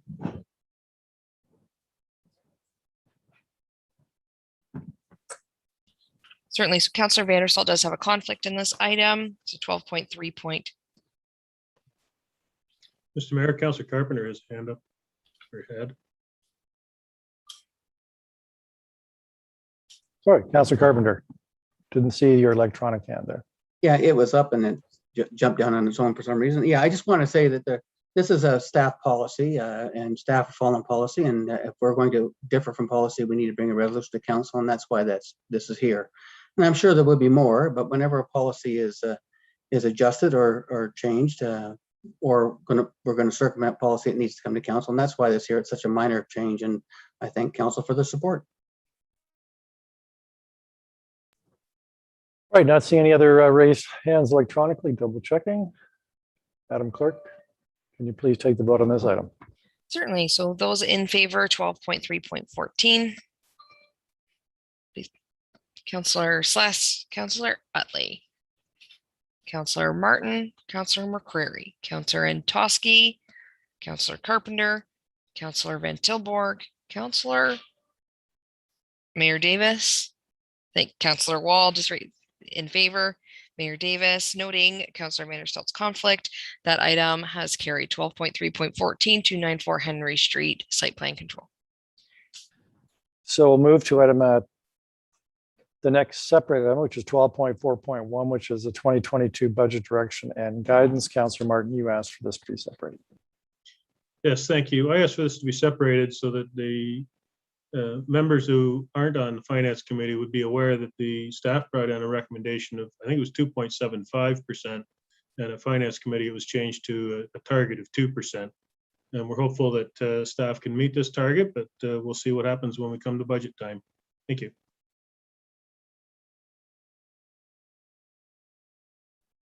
Any further discussion? Seeing none, Madam Clerk, would you please take the vote on this item? Certainly. All those in favor, please raise your hand. Keep raised till I call your name. Councillor Vanderstel, Councillor Sless, Councillor Martin, sorry, Councillor McCreary. Sorry, Councillor McCreary, did you have your hands? Sorry, my screen rotates, so I just wanted to double check. Your hand was not raised for the in favor. That's correct, yes. Thank I'm you. opposed. My apologies. Councillor Antosky, Councillor Carpenter, Councillor Van Tilborg, Councillor Wall, Mayor Davis. Those opposed, Councillor Utley, and Councillor McCreary. That item has carried. 12.4.1 being the 2020 budget direction and guidance.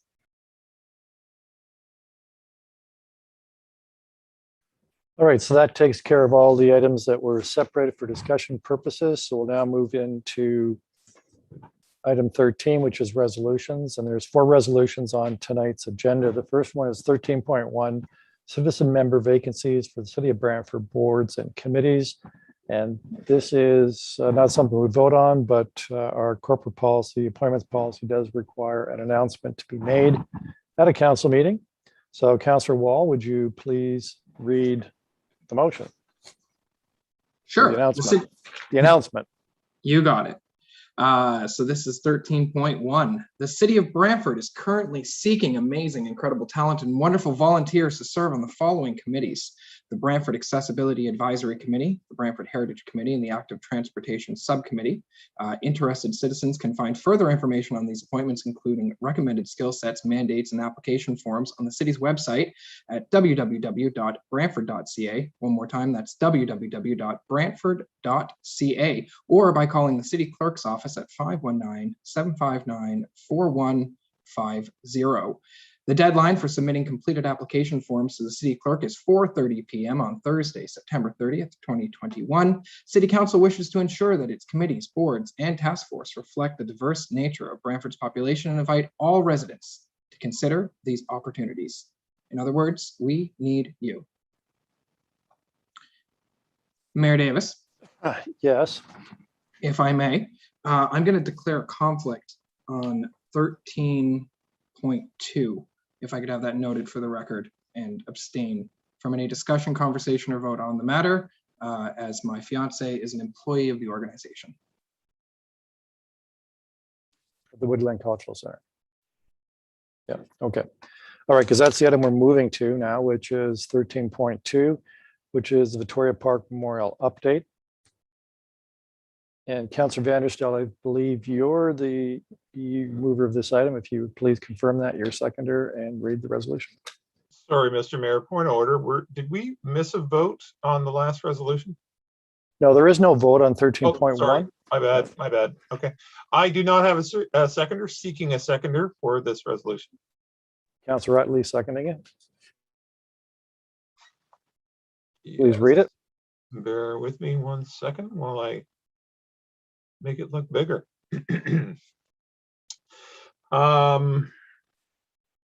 Victoria Park Memorial Update. No financial impact 2021-551A.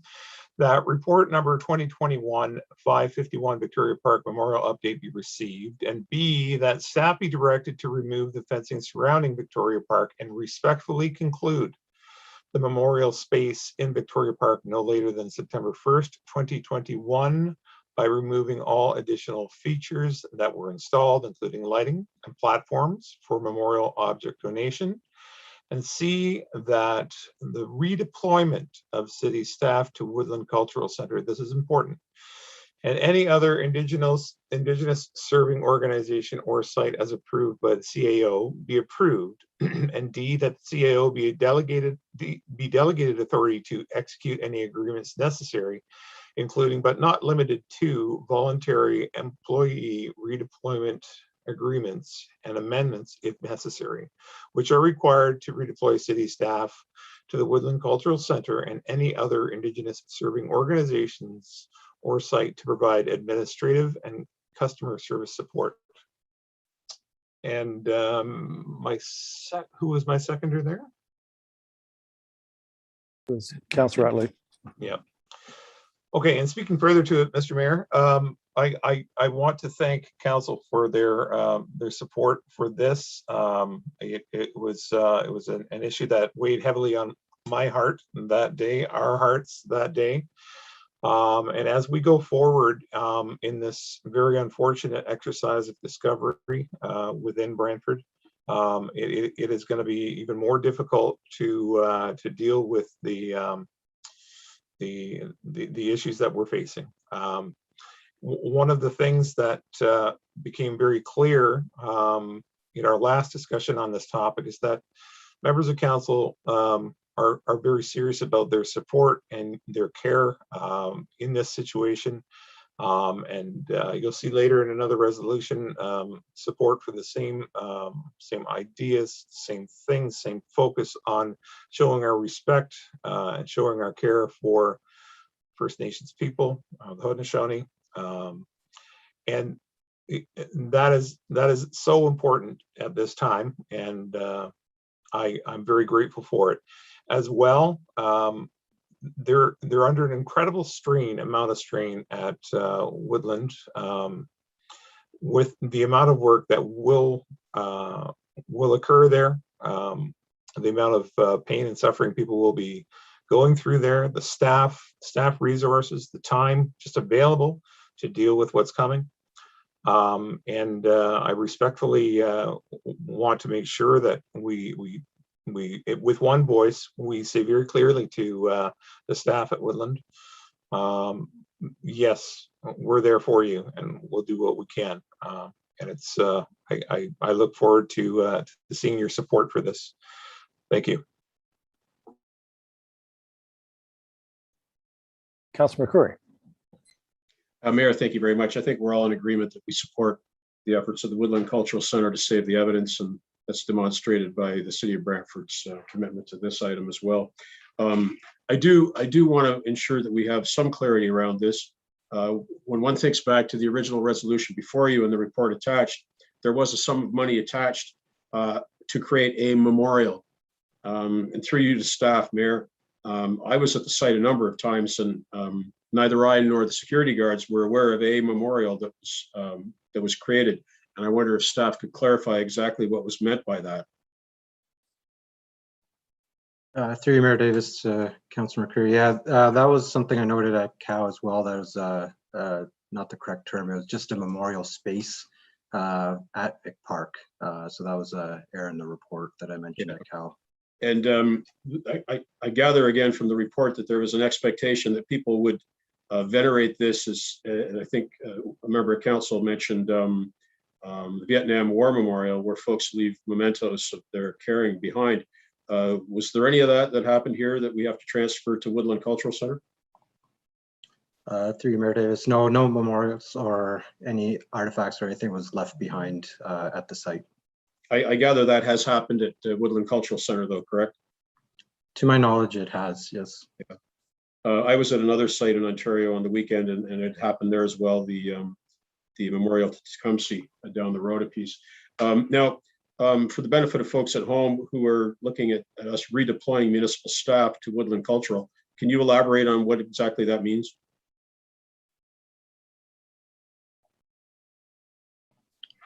So, yes, yeah, through you, Mayor I'll Davis. answer that. Yeah, answer that. I was going to throw it to you, Brian.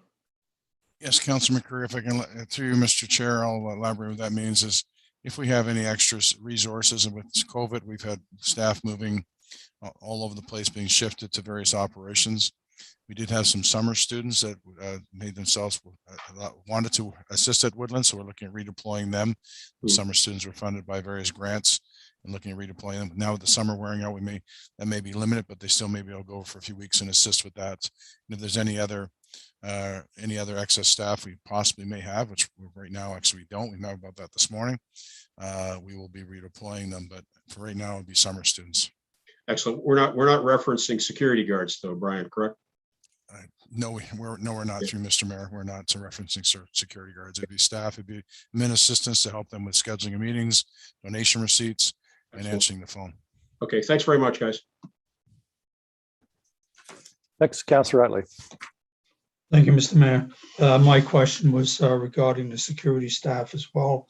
Brian or Indy, how long are these security staff, or how long will they remain in place at Victoria Park? Through Mayor Davis. So the idea is to remove all the fencing and any other lighting and whatnot, because it was an extension of our current security contract until September 11th, noting that we're going to possibly have school, Laurie and Consulate opening up. We're put it in the report that we would keep security there for that until that September 11th date, just to have some more presence in the downtown. I think it's important to keep them there and possibly extend them. We'll have to talk about that. We've got a lot of students coming back into the city next week en masse, I would think, maybe this week. And I think it's important to make sure we minimize the number of, or eliminate the number of encampments that may be attempted at Victoria Park. It's been a great exercise having the fence there and security. I think it's very positive. Feedback I'm getting is that, we've got our park back again. So anyway, thank you. Good effort. Councillor Martin, did you? I had some questions, but they've been answered with other councillors' questions. Okay, all right. Any other questions, discussion? Seeing none. Madam Clerk, if you would please administer the vote. Certainly. So for item 13.2, those in favor, please. Councillor Vanderstel, Councillor Sless, Councillor Utley, Councillor Martin, Councillor McCurry, Councillor Antosky, Councillor Carpenter, Councillor Van Tilborg, Mayor Davis noting Councillor Wall's conflict. The item has carried. Okay, we'll move to item 13.3, which is the CAO COVID-19 emergency update. And Councillor McCurry, I understand that you're the mover of this item. If you would please confirm this, identify your seconder, and read the resolution. Yes, I will confirm that, Mayor. My seconder is my ward mate, Councillor Martin, and I will read the resolution. This is agenda item 13.3. The title is CAO COVID-19 emergency update 08/24/21. Financial impact none. And reads as follows. That report 2021-535 titled CAO COVID-19 emergency update 8/24/21 be received, Mayor. Thank you. So, any discussion, any questions in respect to that report? And I believe, let's see, Councillor Carpenter. And I think we also have an amendment coming up, but Councillor Carpenter. I'll wait and speak to the amendment. All right, so I believe Councillor Utley, you have the amendment.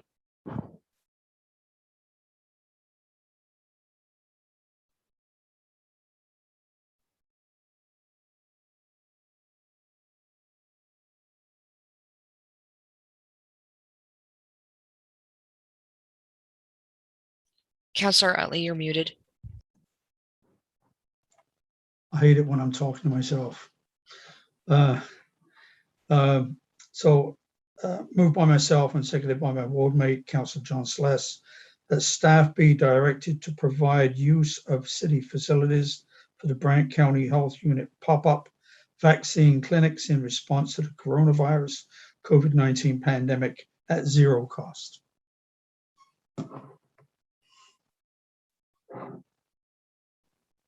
So Councillor Carpenter, did you want to speak to that now? Yes, thank you, Mr. Mayor. Yes, I just wanted to say that I'm in support of providing these pop-up clinics. We need to get as many people vaccinated as we possibly can. The fourth wave is coming upon us now. The Delta variant. We've got never had so many in the hospital, I believe, in a long time. I do the reports every day, but I want to say those on the front line, doing the testing, those working in the hospitals, treating those COVID patients, our heart goes out to them.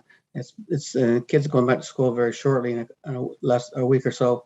It's important that we get as many people vaccinated as soon as we can, as many as possible. We're seeing on Facebook daily those that have caught COVID and passed it on to someone that they care about, and they're wishing that more and more people would get the vaccine. So I would encourage everyone to get vaccine. I'm sure all members of council have got vaccinated. I have.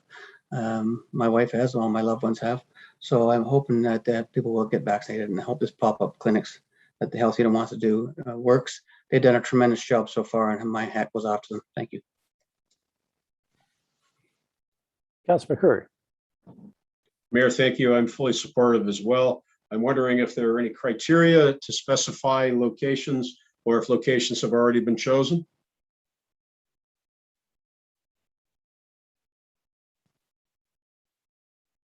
That's a question to staff. Through the mayor, Marlene Miranda, General Manager, Community Services and Social Development. Staff has been working with the health unit, and sites have been identified to provide the clinics, and they have proceeded with the clinics. Okay, super. There won't be any sites that one would presume members of council might not be in favor of, as originally happened with Eaton Market Square, which of course isn't owned by us, but that's the kind of thing I'd like to try and see us avoid, is spaces that probably aren't all that beneficial.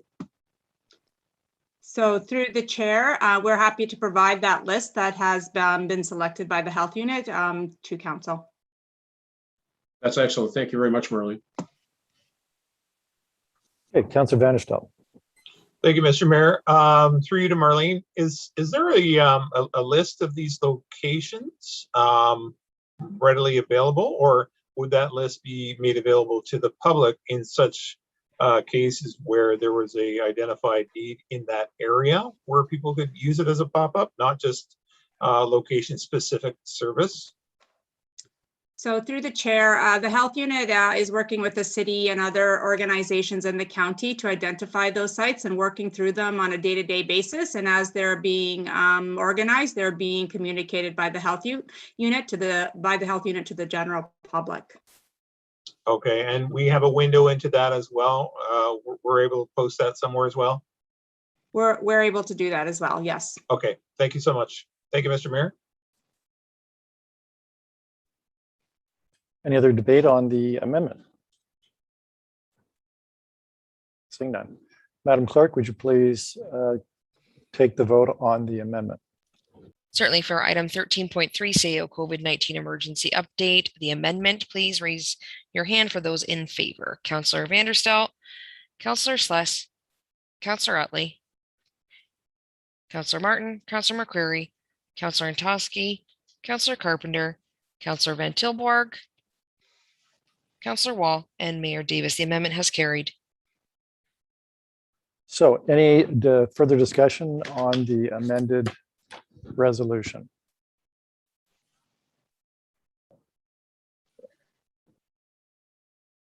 To make a few comments, myself, Councillor Sless, and of course, Councillor Van Tilborg, we also sit on the board of the health unit. And this is in reference to the city supporting the health unit as it makes some pretty innovative efforts to increase the amount of people who are vaccinated in our community. We've heard very clearly from our medical officer of health, Dr. Locke, that the belief is that we have to hit a target of about 90% to really ameliorate or avoid this fourth wave. He confirmed, I believe, today at his news conference that we actually are into a fourth wave. I can confirm myself, I've been fully vaccinated since mid-June, as have all members of my family.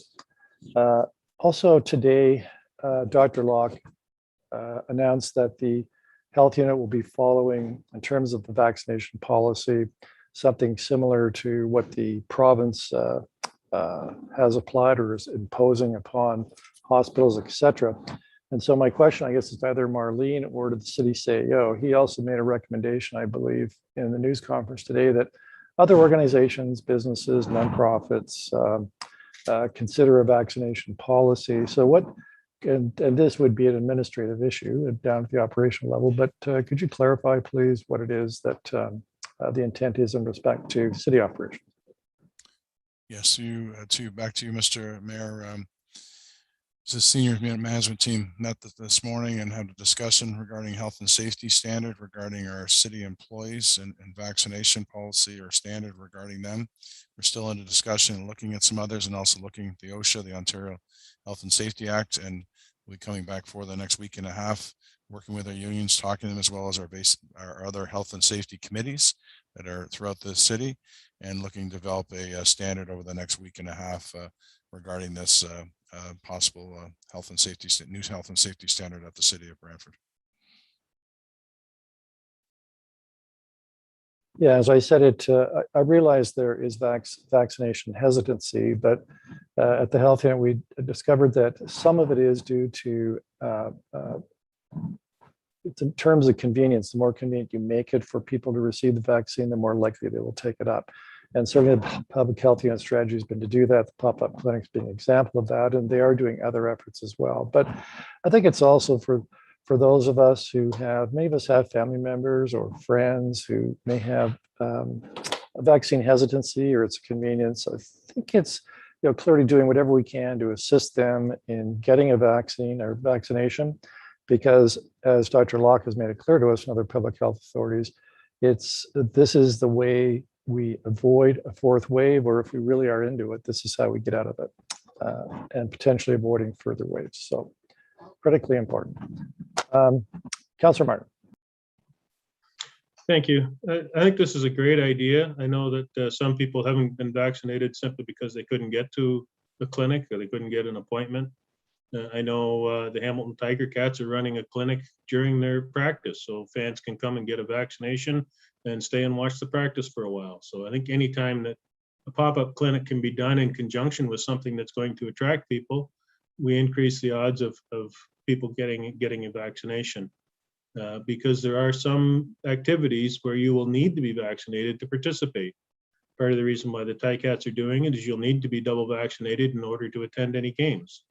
That's not a problem for me. I have my 2 vaccinations already, and I hope everybody on council has to set a good example for people. But it's certainly something that we need to encourage, because the Delta variant is more fatal and more aggressive than the previous variations. So the sooner we get everybody vaccinated, the sooner we can all get back to normal. Thank you. So not seeing any further discussion. Madam Clerk, please call the vote on this. Certainly, item 3.3 as amended, starting those in favor, please raise your hand till your name is called. Councillor Vanderstel, Councillor Sless, Councillor Utley, Councillor Martin, Councillor McCreary, Councillor Antosky, Councillor Carpenter, Councillor Van Tilborg, Councillor Wall, and Mayor Davis. Item 13.3 has carried.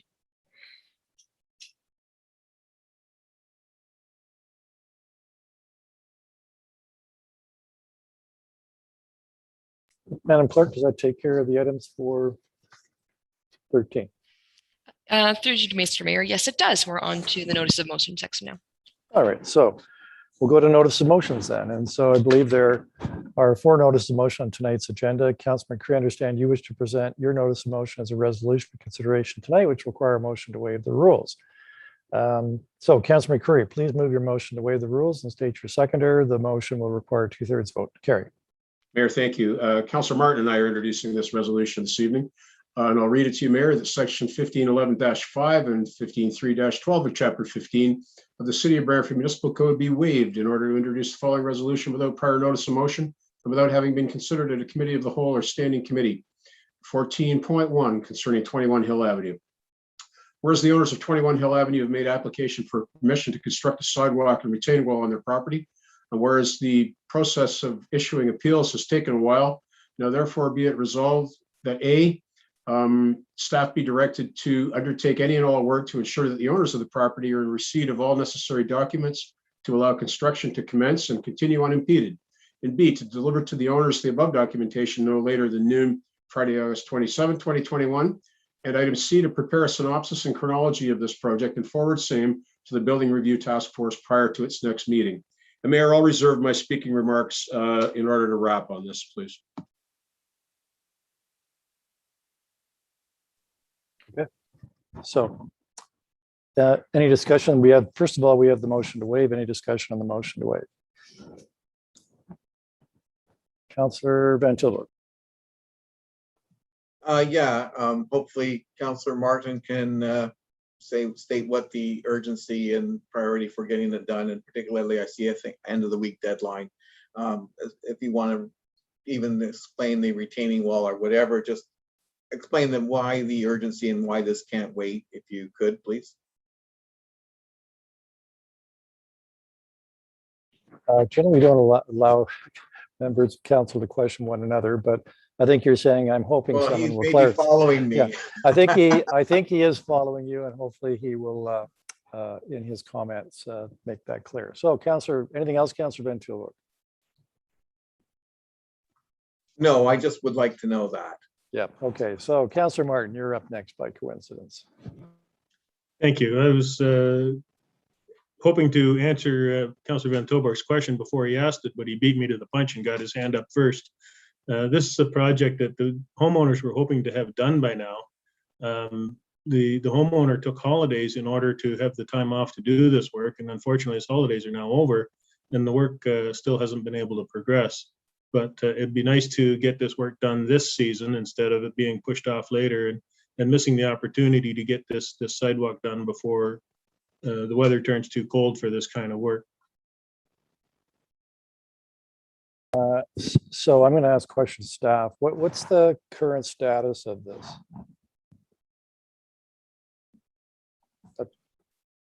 To you, Mayor Davis, we actually received and provided the site plan approval, which is the recommendation for A and B for this today, and the homeowner has that in their hand. Sorry, So- site alt permit Yeah, approval. Yeah, it's a site alteration. Yes, Yeah, that's correct. Okay. All right. Okay. Yeah, this is, I take this as something similar to what we saw earlier this evening, which we all spoke to. That was the Boulevard situation. And I appreciate that the ward councillors want to address the needs of their residents in their ward. However, I have a concern with something like this, and this is only to the notice of motion itself and waiving it. And, I have a concern we have this coming to us, on the Tuesday of a council meeting. And let's face it, I mean, the notice of motion process is there for a reason. It's in our procedure rules. It's so that there is time for the input of information, the flow of information. And actually, many times when you do a notice of motion, by the time it comes up in the next cycle, the problem has been solved.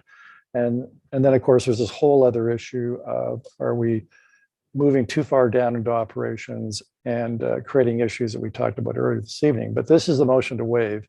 And I can't support the waiver. I don't think, based on what staff told us, that it's necessary. Plus, I don't think it, I appreciate what the ward councillors are trying to do, but I'm very concerned when we move away from the notice of motion procedure. And it really should be, in my view, something that would be out of the ordinary and clearly a situation of some urgency, because the notice of motion procedure does guarantee, it provides for certain inputs from all parties, staff, et cetera. So that'd be my concern. I will not be able to support the motion to waive. And just a note that if the motion to waive does not succeed, then of course it becomes a resolution, moves into the next cycle if necessary. So, yes, Councilor McCrory. Mayor, thank you. Without addressing the resolution itself, which of course would be out of order, the fact that this work has occurred today is largely due to the fact that this is before us tonight, since we want to talk about things that I was hoping wouldn't arise. So I would hope everybody would demonstrate the same voting pattern as they did with Councillor Carpenter's resolution to deal with a neighborhood issue. You'll notice that there are three things in this resolution. One is to do the work, one is to get this to those folks in time, but the other one is to have a look at this job as a case study and have that forwarded to the Red Tape Committee so that this can become part of a future discussion, because we're dealing here with something that the KPMG report pointed to. So please vote to allow this to come forward tonight. You can deal with your remarks then, but I'd really appreciate it if we could just proceed with this evening. Any other comment in respect to the motion to waive? Councillor Carpenter. I think the motion to waive the rules is important tonight because we've heard that there will be a site alteration permit issued. And I think that's all we're supposed to be speaking to is the timing. And so the timing is now. I would note that one of the councillors moving this did not support Councillor Carpenter's resolution, but I will be supporting the ward councillors on this point. Thank you. All right, any further discussion? If not, Madam Clerk, if you please take the vote on this item. Certainly, the motion to waive the rules, which does require a 2/3 vote, starting with those in favor, please.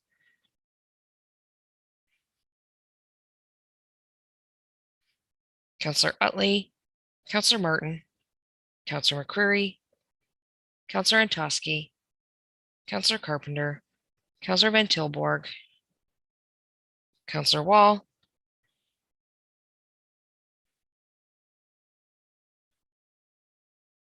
Councillor Sless, sorry.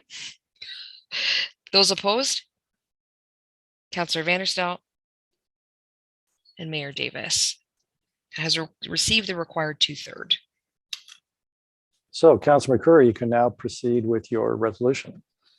I'll simply introduce it, Mayor. Councillor Martin and I are introducing this resolution now, and I'll reserve my speaking opportunity to Rob.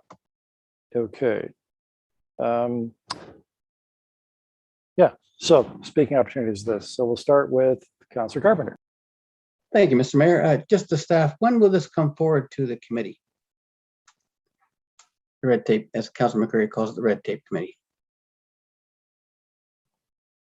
Through you, Mayor Davis, we would bring this, sorry, Brian, did you want to jump in? I would say to the next task force scheduled meeting, but Brian would like to. Yes, if I can through Mr. Mayor, and Indy, you had it right. So sorry, we're not in the same room. So so what will happen is actually the Building Review Task Force Committee was mandate was set tonight and approved. So there's two plans, one for early September and one for late September for the Building Reviews Task Force, and we can bring it forward for the first meeting in September. Okay, and in the resolution, it talks about the process of issuing approvals to proceed has taken far too long. How long has it taken for the process from the beginning to today to get this resolved? This one specifically, I can't speak to. I wonder if any of you could speak to that, or if you know better than I would. Yeah, through Mayor Davis, Councillor Carpenter, Russ Luke's here as well. Gary Peever couldn't be here tonight to speak to it, but we do know that I believe the application was made sometime in June, I'd like to say, of this year. So we are working through it for the site-all permit, but there were some issues that we had to go back and forth with from the consultant. So we were actually waiting for the consultant to provide the information. Once they did this morning, we turned around, provided the approval this afternoon. Okay, thank you, Andy. I appreciate that. So June, unlike the April in the previous resolution. Thank you. Good. Councillor Utley. Thank you, Mr. Mayor, through you to staff. I just want to make a comment first that I find when, as a councillor for Ward 2, putting in requests to different departments really varies quite a bit as to speed and getting the work done, or at least receiving that they've received our request.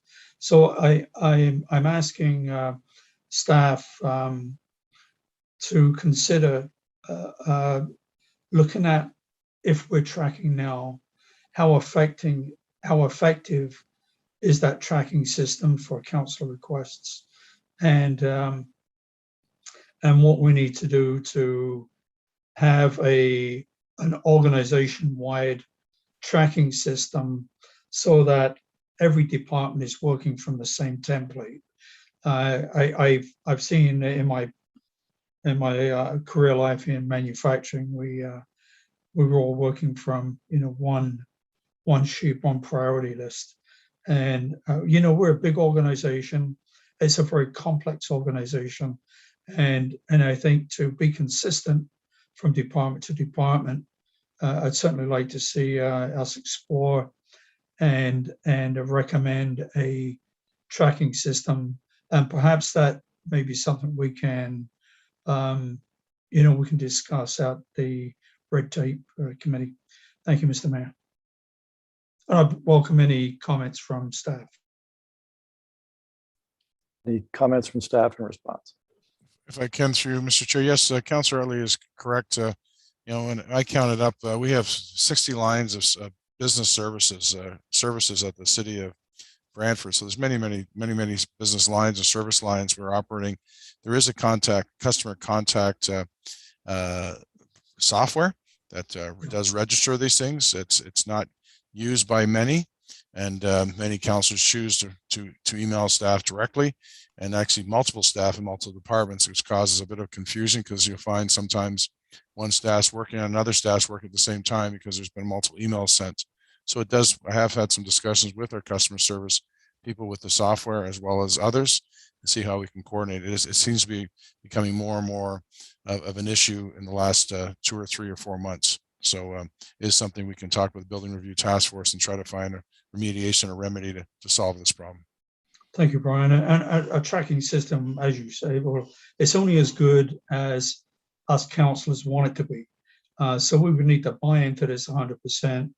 And would discipline ourselves to use one system that benefits all of us.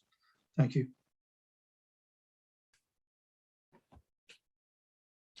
Any other discussion on this? Councilor McCurry. Mayor, thank you. I'd simply like to say to members of the committee, I would very much appreciate your support on this tonight. It's not our intention to rub anybody's nose in this, and we simply wanted to get this work done and get this report to the Red Tape Committee. Much good will come out of this, and the folks apparently now are able to proceed with the job, but the resolution guarantees that by Friday. So please let us have your vote on this tonight, and thank you.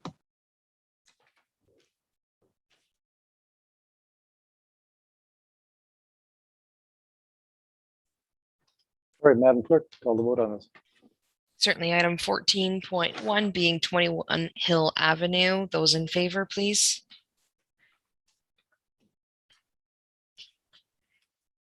Councillor Sless, Councillor Utley, Councillor Martin, Councillor McCurry, Councillor Antosky, Councillor Carpenter, Councillor Van Tilborg. Those opposed? Councillor Vanderstel, Councillor Wall, Mayor Davis. Item 14.1 has carried. Move to 14.2. Councilor McCurry, Driftwood Drive Safety Initiative. Mayor, thank you very much. This is being introduced tonight by Councillor Martin and I. Reads as follows. This is the motion to waive, by the way. Section 1511.5 and 15.312 of Chapter 15 of the City of Brantford Municipal Code be waived in order to introduce the following resolution without prior notice of motion, without having been considered at a committee of the whole or standing committee. Item 14.2, Driftwood Drive Safety Initiative. Whereas Driftwood Drive is a convenient shortcut for many drivers to avoid 40 km/h zones on neighboring streets, and whereas the straightaway nature of the road facilitates travel at very high speeds by drivers shortcutting through the neighborhood, and whereas many young children live and play in the neighborhood and cycle on Driftwood Drive, and whereas many seniors also live in the neighborhood and walk on Driftwood Drive, and whereas neighbors are put at risk by the behavior of some careless and inconsiderate vehicle operators.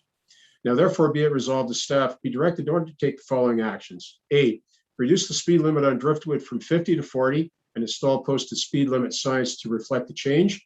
And B, install an all-way stop at White Oaks Avenue. And C, that any necessary bylaws be presented to City Council for adoption. And members of council, we're asking you to support this evening so that we can deliver some superlative and timely service to the residents of the 3rd Ward.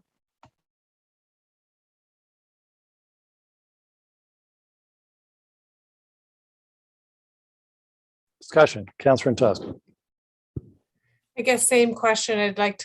I'm wondering why it's we're waiving the rules. This exact same situation is happening everywhere in the city and every ward. Councillor Martin, did you want to give this? Yeah, there are 2 speaking opportunities for this, 4 minutes each. So Councillor McCurry, second speaking opportunity. I can respond to that, Mayor.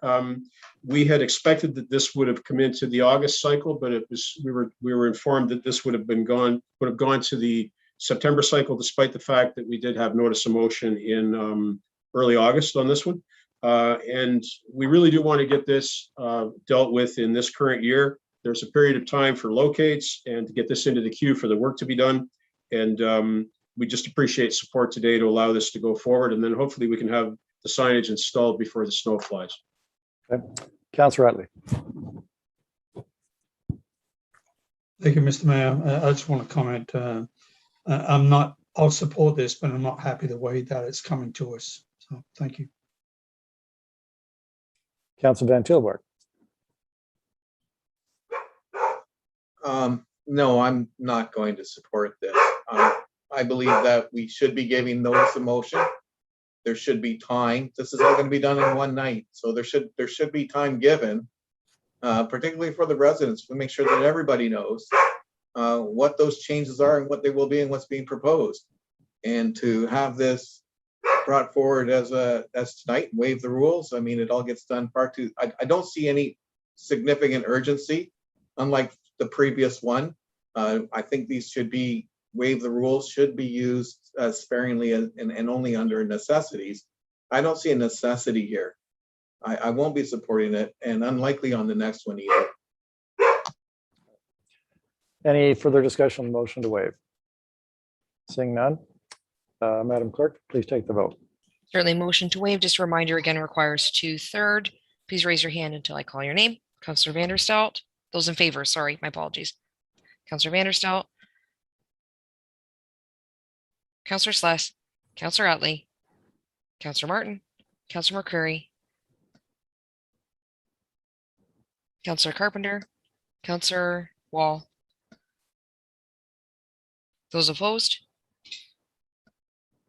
Councillor Antosky, Councillor Van Tilborg, and Mayor Davis did receive the required 2/3. Okay, so let's go on to deal with the resolution. You don't need to read it again, but just confirm that it's moved and seconded. Councilor McCreary. Yes, Mayor. Councilor Martin and I introduced the resolution at this point, and I'll reserve my speaking until later. Okay. Councilor Wall. Thanks, Mayor Davis. You're doing a great job from the new chair, by the way. I don't know how you keep these cats in order. Okay. I'm going to pontificate. That's what the seat's for, I suppose. I just can't fathom the unsafe driving in our community. Like, honest to God, it makes me sick to my stomach. I mean, I'm not going to pretend like I haven't sped, and I'm not going to pretend like I haven't forgot to wear my seatbelt. And obviously, we're all human beings, and we all make mistakes, and we all grow and we learn from our mistakes. But I don't know many more people who spend more time on the road than me. It's a part of my job. I'm constantly driving all around, not just Brantford, but other communities as well, and mostly in residential neighborhoods. And I just don't understand what goes through people's heads when they're in a residential neighborhood going 60, 70, 80 kilometers an hour, not using their turn signals, running through stop signs. And I mean, I don't want to have to say these things. I don't want to have to preach to the people that I represent, but please, please slow down on our streets, on our residential streets, in our communities where our families live and our children play. Please pay more attention. Every neighborhood you go to in Brantford right now is filled with slow down, children live here signs trying to remind people to just take road safety seriously. And I don't want to hear of a senior citizen getting hit by a car. I don't want to hear about somebody's mom or dad or uncle or child getting hit by a car. Why are we all in such a rush? This is a wonderful resolution. I don't want to vote on it. I don't want to support it. What are we going to do? Make every single road in Brantford 30 kilometers an hour, 10 kilometers an hour? Speed bumps everywhere, four-way stops, every single intersection? Road cameras, street cameras, police on every corner? Like, where do you draw the line to battle bad behavior? It's worse than cigarette butts, just being flicked nonchalantly everywhere. Talk to Councillor Utley about garbage. That man doesn't get angry about nothing. Except for garbage. Like, what I'm trying to say is just when you get behind the wheel of this 4,000-pound machine, it's a privilege, not a right. So I don't know if there's any room for an amendment or a motion or some sort of request from staff, but I had an idea. I was wondering if we could get a count for how many motions this council has made about slowing down traffic in Brantford. How many four-way stops we put up to curb bad behavior. And I'd like to see all those, not printed because, you know, save the trees, but I would really like to see a really large PDF file just dumped onto the lap of the people in the province who are making the decisions for the Highway Traffic Act and who are handing out licenses to people and who are not. Am I wrong? Am I the only one who's noticed people driving around like crazy people out there? Like, I just don't understand. Every single street, you go down to the Eagle Place and you knock on any door and you ask the people who live in that house if there are people speeding on their street. And I bet you everyone, 9 out of 10 dentists would agree that people are speeding too much. Please respect your neighbors, respect one another, and drive safely. people of Brantford. I love you, and I'm sorry. I told you I was going to pontificate, and I am, and I'm sorry for it. I love you, and I just want everyone to be safe. Thanks for this motion, Councilor McCreary and Councilor Martin. Councilor Antosky. Thank you, Mr. Mayor. Ditto to everything Councillor Wall has just said. And Councillor Wall, I may have some information for you because I actually started down that rabbit's hole in terms of, how much police time, how much money on road curb cuts or curb outs and stop signs and speed signs, and are we spending? And then people get mad at us for raising taxes when really the solution is behavior. Take your foot off the gas. So I feel the same frustration. And I completely understand why the councillors have this here. We all have residents asking for this, and we just can't bylaw our way out of it. I'm going to support this because these are the tools we have right now. But every time we do this, this costs money when people just need to take their foot off the gas. I'm hoping and I'm assuming that there has been consultation in the neighborhood because these are a couple of fairly significant changes. But I know, this has got to be the number one call that we get complaints about in terms of, and there's the coupling of the speed and the noise. And I think we're all hearing it. So I'm feeling a little frustrated. I'm starting to feel like these measures are futile, but it's what we've got. And so I will absolutely be supporting it. Thank you. Councilor Van Tilburg.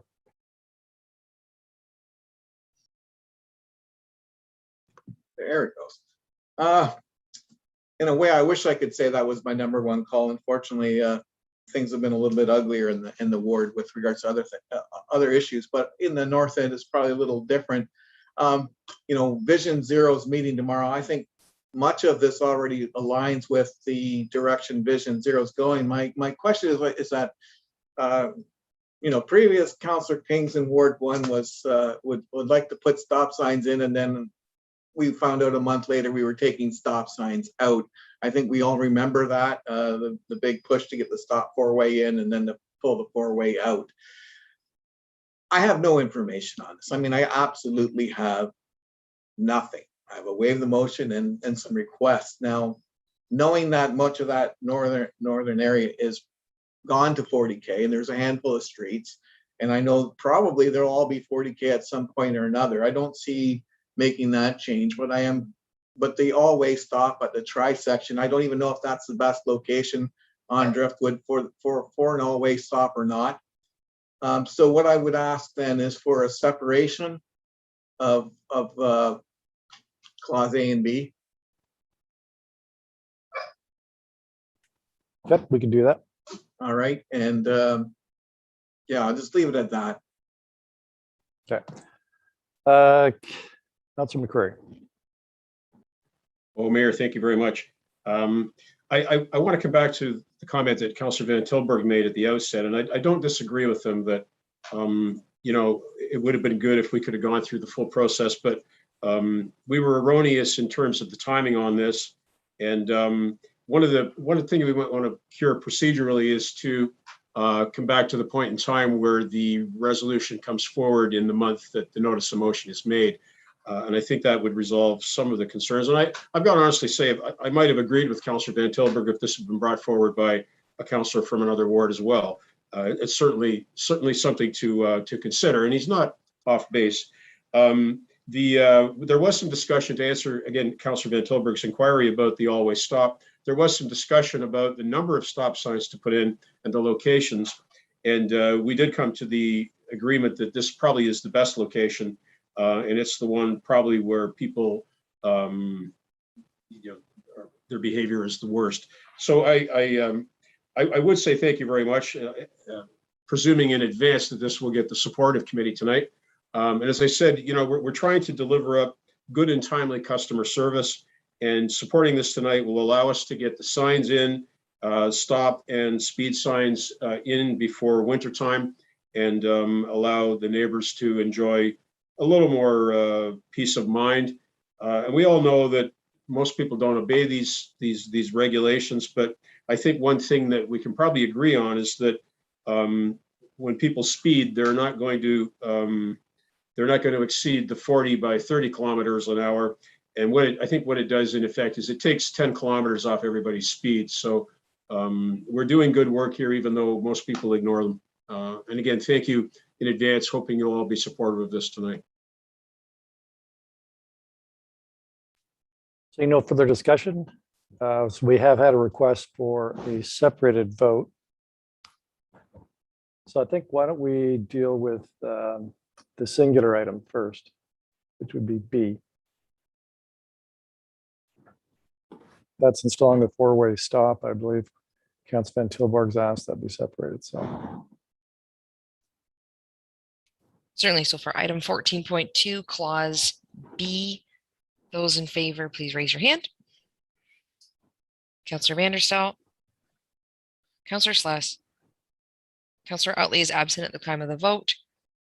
Councillor Martin, Councillor McCreary, Councillor Antosky, Councillor Carpenter,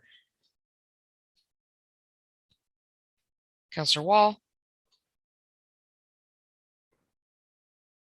Those opposed, Councillor Van Tilborg and Mayor Davis. Item carries. The clause carries, my apologies. so let's deal with A and C.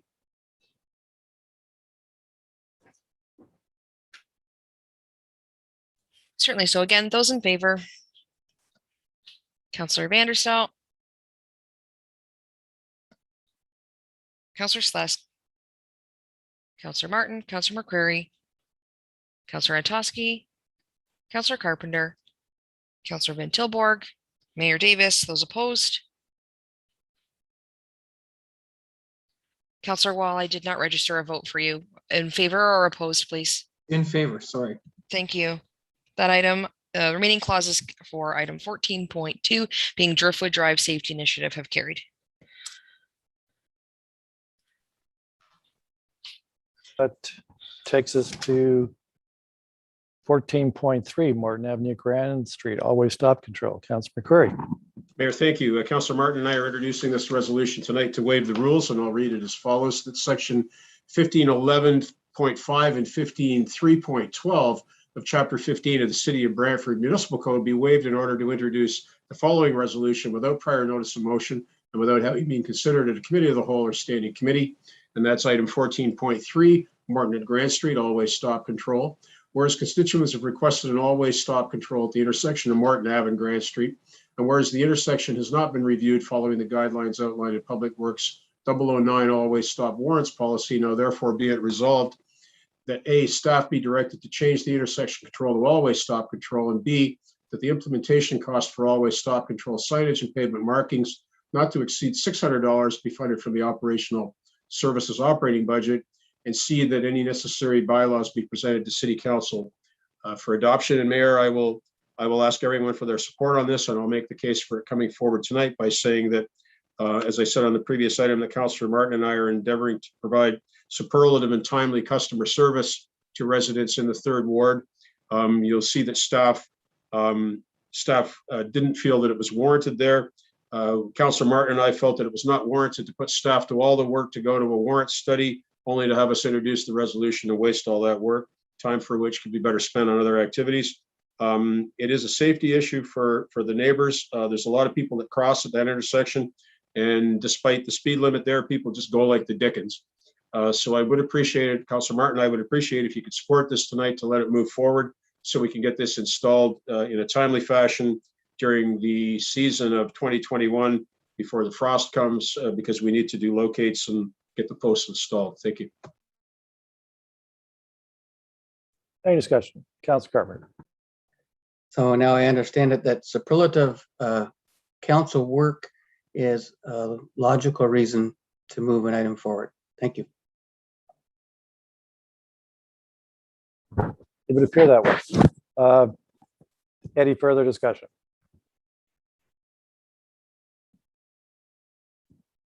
Okay, Madam Clerk, motion to waive. Certainly. Motion to waive, just a reminder again, requires a 2/3 vote. Those in favor, please.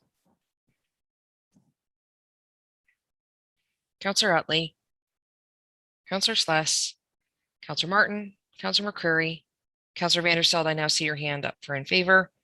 Counselor Carpenter, Counselor Wall. Those opposed?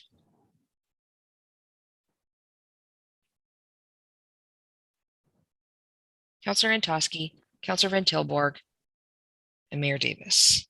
Right. Motion to waive the rule still carries. Right. So Councilor McCreary, I believe you would probably have the same mover and seconder to get the resolution on the floor. Yes, committee can presume that to be introduced by Councilor Martin and I, and I'll reserve my speaking till the end here. Any discussion? Councilor Van Tilburg. Yes, since I know I'm going to be followed by the ward councilors, just get some follow-ups. What is the speed limit? If it was 50, why not 40? How did we choose that particular intersection for the all-way stop? And no warrant study and no data of any kind in previous to even articulate in how you come to this conclusion, or you have it, or you just did a survey of the residents. So any of that information would be valuable. Well, we have Councilor Martin up next. Councilor Martin. Actually, my comments are for the resolution itself, not to the. The That's what waiver? we're on. Sorry. This area of Morton is 40K because it's right in front of Prince Charles School. And because this is a busy intersection in very close proximity to the school, I think it's important that we ensure the safety of the children that attend that school that cross at this intersection. So it's, I think this is the best location for the stop sign to provide safety for the school children in the area. Thank you.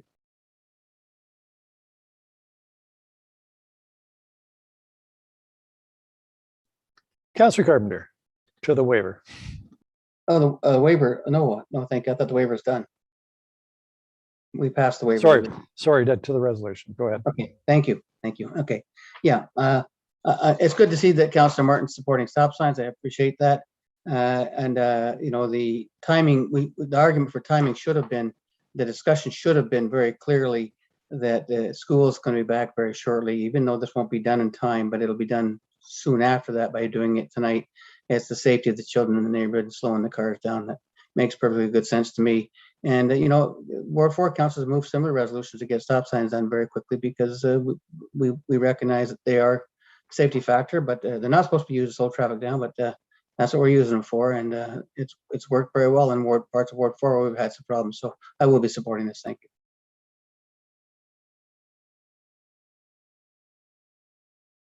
Yeah, any further discussion on the resolution? Councilor McCreary.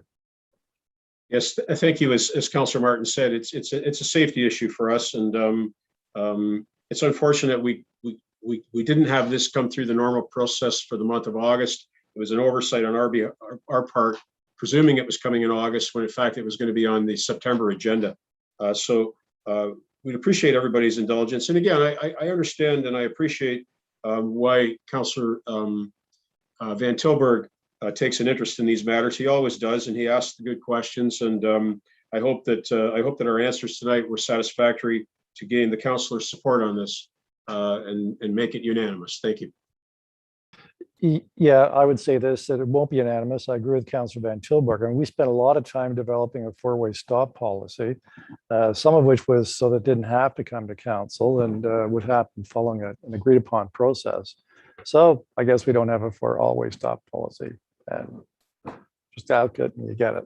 I mean, that's fine if that's now what our policy is, but you know, that's what it appears to have developed, and all the work we did on our four-way stop policy. Yeah, well, anyways, so I agree with Councilor Van Tilburg. We have a process, and it's hard when we get resolutions like this. We don't have the usual information we have regarding four-way stops, so we can make a fully informed decision. But I understand the need of the councilors, ward councilors, to move forward and deal with this in an expeditious fashion. So as a matter of principle, I prefer we follow the policy and the policy procedure and process we have in place. So Councilor Vanderstel. Thank you, Mr. Mayor. I think it's also important to realize that our policies do change over time with the change of behavior that we witness in our communities. So as far as I can recall, the last 2.5 years, especially, and more pronounced during the lockdown periods of this pandemic, the driving, the speeds of the driving, the risks taken by the drivers, as Councillor Wall indicated, was so much worse than it ever was before. So the tools that we have at our disposal, as Councillor Antosky alluded to, are, unfortunately, very necessary to use under these circumstances. So I don't necessarily see it as waiving our policies so much as taking action where ward councillors find that the safety of the residents are being compromised by the behavior, and for far too long, and for far too many incidences as well. So when it comes to responding quickly to constituent needs through members of council and their advocacy, I think it's important to see some leniency there as well. That's one of the reasons, for safety reasons, obviously, why I'll be supporting this. And I think it's also important to remember that Vision Zero and the work that that committee has done has pointed towards designating community safety zones throughout the city. That public consultation will start shortly. I'm looking forward to that dialogue and discussion, and I'm looking forward to additional measures that we can use to slow down these drivers who are, I call it reckless endangerment. There's no other word for it. It's happening everywhere. So I can support this, and I look forward to the community consultation. Thank you, Mr. Mayor. So any other discussion? If not, Madam Clerk, we can take the vote, please, on the resolution. Certainly. So item 14.3 being the Morton Ave and Grand Street always stop control. Those in favor, please. Councillor Vanderstout, Councillor Sless, Councillor Utley, Councillor Martin, Councillor McCreary, Councillor Antosky, Councillor Carpenter, Councillor Van Tilborg, Councillor Wall. Those opposed? Mayor Davis. Item 14.3 carries. Nothing if not consistent tonight. So item 4.4, National Day of Truth and Reconciliation. Councillor Carpenter. Thank you, Mr. Mayor. It's the motion to waive the rules. It seems to be tonight is the motion to waive the rules night. It's moved by myself and seconded by my ward mate, Councillor Cheryl Antosky.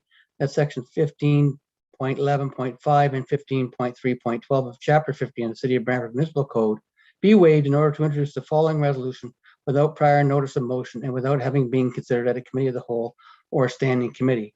And whereas the Truth and Reconciliation Commission released its final report on June 2nd, 2015, which included 94 calls to action to redress the legacy of residential schools and advance the process of Canadian reconciliation. And whereas the recent discoveries of remains and unmarked graves across Canada have led to increased calls for all levels of government to address the recommendations in the Truth and Reconciliation calls to action. And whereas all Canadians and all orders of government have a role to play in reconciliation.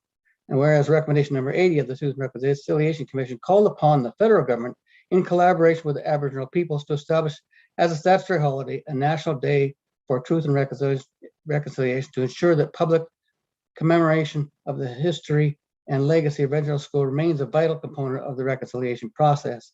And whereas the federal government has announced September 30th, 2021 as the first National Day of Truth and Reconciliation, known as National Orange Shirt Day, and a statutory holiday. Therefore, be it resolved that the Council of the Corporate City of Brantford does hereby commit to recognize September 30th, 2021 as a National Day for Truth and Reconciliation, National Orange Shirt Day, by sharing the stories of residential school survivors, their families, and communities. And the reason it's before you tonight is simply if we waited to go through the notice of motion and through the committee of the whole process, it would only get final passage on September 28th, 2 days before the date in question, and there'd be very little time for staff to react in forwarding the public relations to the public and let them know what we've done. That's why I'm looking for let's waive the rules. Thank you. Okay, any discussion on the motion to waive? Seeing none, Madam Clerk, please take the vote on it.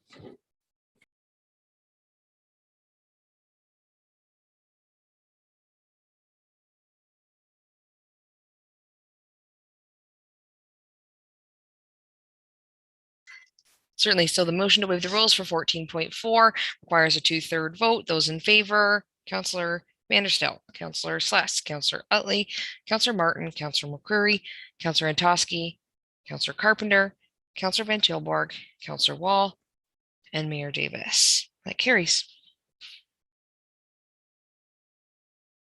So on to the resolution itself. Councillor Carpenter, I assume it's the same mover and seconder.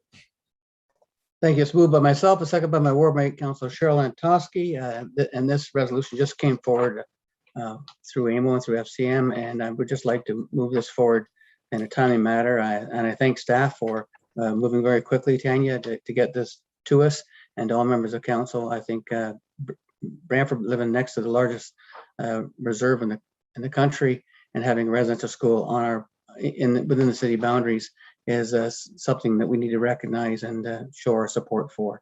And we have in the past, and I'm hoping this will pass by all members of council. I'm looking for your support. Thank you. Yeah, any further discussion, debate? Seeing none, Madam Clerk, please take the vote on this. Certainly. For item 14.4, those in favor, please.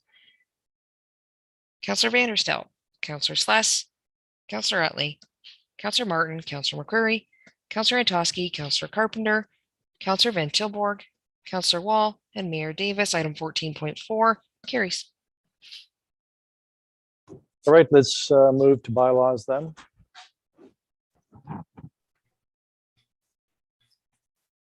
Yeah, I just want to remind everybody that because we don't have all staff on site, some are participating virtually. If there's an amendment to a bylaw, that may well result in the bylaw having been to defer the bylaw in order to properly do the amendments. But anyways, let's move on. So Councillor Antosky, I understand you've got the motion for first and second reading of the bylaws. I do. Thank you, Mayor. Moved by myself, seconded by my ward mate, Councillor Carpenter. Thank you. That leave be given to the mover and seconder to introduce the following bylaws for first and second reading. Bylaw 154-2021, bylaw to authorize the execution of agreements individually dated and listed on Schedule A attached hereto. 1. Emergency Operations Center lease between the Corporation of the City of Brantford and Brantford Power. 2. Lease agreement between the Corporation of the City of Brantford and 209-8688 Ontario Inc., which is Ball Hockey International. 3. Nature's Grand Phase 2 subdivision agreement between the Corporation of the City of Brantford, Brantford Power, Telephone City Aggregates Incorporated, Live and the mortgagee. Number 4, Heritage Grant agreement between the Corporation of the City of Brantford and the applicant, which is 2021-438. Number 5, confidential minutes of settlement for assessment appeals. Bylaw 155-2021, bylaw to amend bylaw 37-83, being a bylaw to regulate traffic in the city of Brantford. It's a pedestrian crossover. 156-2021, bylaw to declare and dedicate block 102, registered plan 2M-1928, City of Brantford as part of the public highway to be known as Gillespie Drive. Bylaw 157-2021, bylaw to declare and dedicate block 101, registered plan 2M-1928, City of Brantford as part of the public highway to be known as Turnbull Drive. 158-2021, bylaw to declare and dedicate block 103, registered plan 2M-1928, City of Brantford as part of the public highway to be known as Wilmot Road. 159-2021, bylaw to amend bylaw 144-88, being a bylaw to regulate parking in the city of Brantford on Grand River Avenue, Schedule 9, it's parking prohibited. 160-2021, bylaw to amend bylaw 144-88, being a bylaw to regulate parking in the city of Brantford on Coachwood Road, Schedule 7. Bylaw 161-2021, bylaw to amend bylaw 144-88, being a bylaw to regulate parking in the city of Brantford on Marlborough Street, Schedule 26. Bylaw 162-2021, bylaw to amend bylaw 144-88, being a bylaw to regulate parking in the city of Brantford, Pearl Street, Schedule 10. Bylaw 163-2021, bylaw to amend bylaw 144-88, being a bylaw to regulate parking in the city of Brantford on Wynyard Street, Schedule 7. Bylaw 164-2021, bylaw to amend bylaw 144-88, being a bylaw to regulate parking in the city of Brantford on Park Avenue, Schedule 7. Bylaw 165-2021, a bylaw being a bylaw to approve the purchase of certain lands and premises within the city of Brantford, acquisition of 37 Empey Street. Thank you. Bylaw 166-2021, bylaw to amend bylaw 160-90, being a bylaw to regulate the use of lands and the location and use of buildings and structures in the city of Brantford. 167-2021, bylaw to amend bylaw 160-90, being a bylaw to regulate the use of lands and the location and use of buildings and structure in the city of Brantford. 168-2021, bylaw to amend Municipal Code Chapter 132, Property Standards, Officers, Peace Officers Appointment, and Municipal Code Chapter 429, Building Code Implementation. 169-2021, bylaw to repeal and replace bylaw 36-2020, being a bylaw to delegate to city staff the authority to approve and execute all documents individually listed on Schedule A through G attached here to and forming part of this bylaw. Bylaw 170-2021, bylaw to amend bylaw 70-2010, being a bylaw to adopt various city of Brantford policies and to create a corporate policy manual. 171-2021, bylaw to amend bylaw 190-2020, being a bylaw to appoint members of council to various committees, boards, advisory committees, and task forces.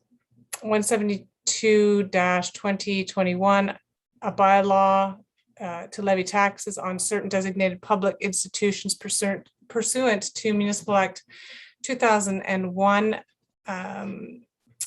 for the year 2021.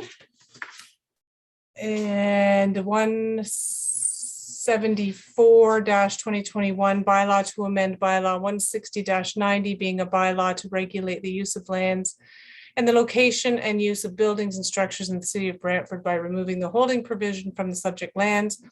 175-2021, bylaw to amend bylaw 160-90, being a bylaw to regulate the use of lands and the location and use of buildings and structures in the city of Brantford by removing the holding provision from the subject lands. 176-2021, bylaw to amend bylaw 160-90, being a bylaw to regulate the use of lands and the location and use of buildings and structures in the city of Brantford by removing the holding provision from the subject lands. 177-2021, bylaw to confirm the proceedings of the Council of the Corporation of the City of Brantford with respect to the meeting held on August 24th, 2021. Thank you, Mayor. Well, thank you, Councillor Toski. So does anybody want any of the bylaws separated for discussion purposes for first and second reading? Councillor Carpenter? Thank you. And I don't know if there's a conflict of interest on any of those bylaws, but not for me. Bylaw 155 and 170, please, Mr. Mayor.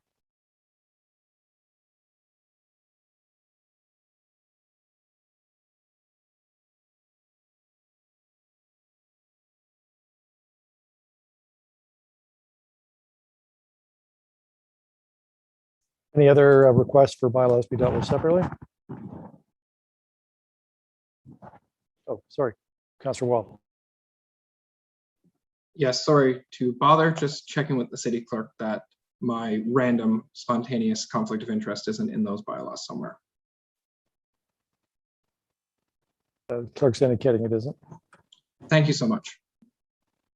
Okay, let's deal then with, so I'll call the vote then on the first and second reading of all bylaws that were not separated for discussion purposes.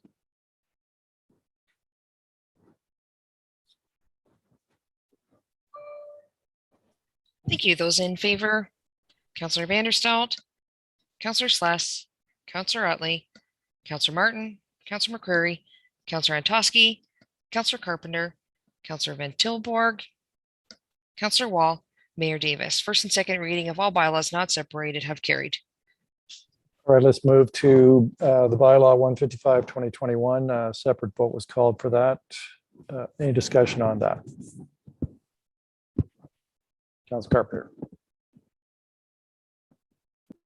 Yes, thank you, Mr. Mayor. I just want to say, I want to congratulate my ward mate, Councilor Cheryl Antosky, for the work on this. This is the access point for crossing at Brentwood Park Road to the park at the Hills Park. It's very timely. And, she did the lion's share of the work here. In fact, probably 95% of the work on this. And I appreciate that. I want to give her recognition for the work she's done on this, and the residents will be happy to have it. Thank you, Councilor Antosky.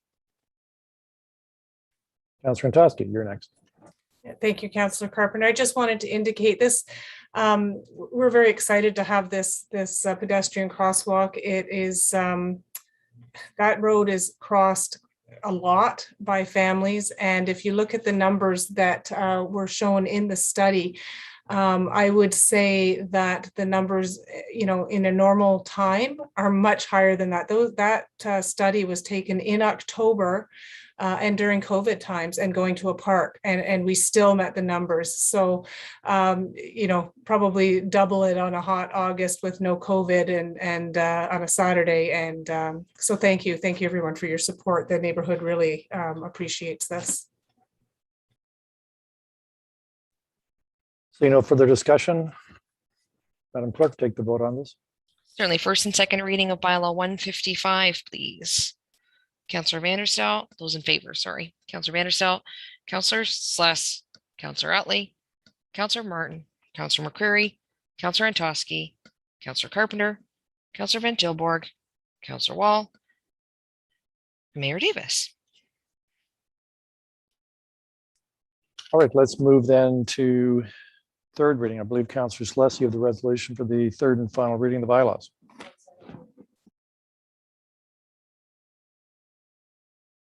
I believe I separated 172, Mr. Mayor. Yep, you did. So we'll deal with 170. So any discussion on 170? Seeing none, if we can have the vote on 170. Certainly. For bylaw 170-2021, first and second reading, those in favor, please. Counselor Vanderstel, Counselor Sless, Counselor Utley, Counselor Martin, Counselor McCreary, Counselor Antosky, Counselor Van Tilborg, Counselor Wall, Mayor Davis, those opposed. Counselor Carpenter, the bylaw, carries. Okay, let's move to third reading then. Counselor Sless, you've got the resolution for third and final reading of the bylaws. Yes, if I could get that put up on the screen, please, Mr. Mayor.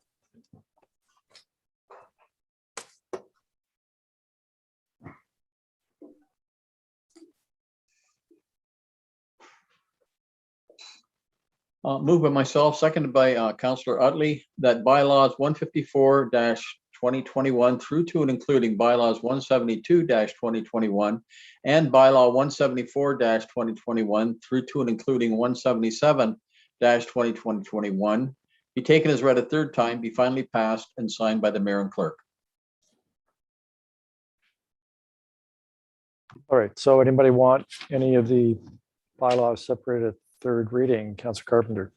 Just 170, Mr. Mayor. Thank you. Any other requests? Seeing none.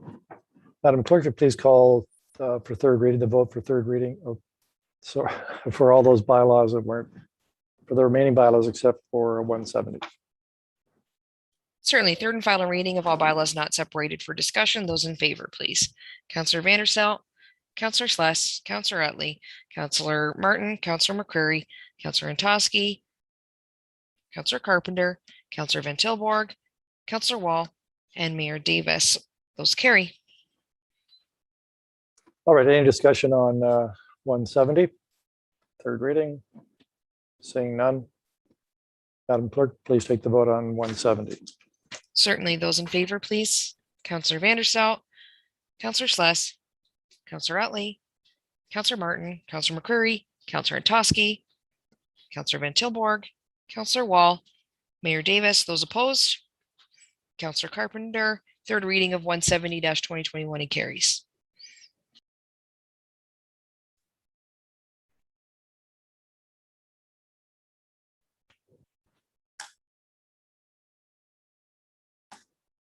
While I sign the bylaws, around the table for ward announcements, and I'm just following the outside perimeter, what I'm looking at. So start in the top left-hand corner, that's you, Councillor Ratley.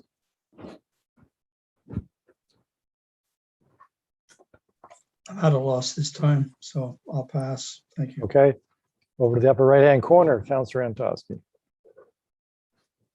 I was just looking, Mayor, I have nothing to report at this time. I guess just to say, because kids will be back in school before our next council meeting. So you know, let's have some caution. We've talked a lot about speed tonight and know that families are getting ready for a time that many of them are feeling a little bit trepidatious about. So let's be kind and supportive and hopefully we get there. Thanks.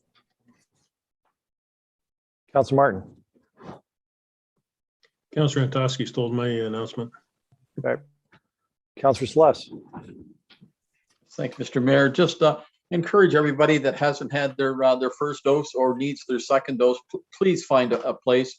We're trying to make this as easy as possible to get to a location near you to get your vaccine that will not only protect you, but it'll protect those around you and the ones you love. So please, if you haven't done it, do it. Thank you, Mr. Mayor. Councillor Vanderstelt.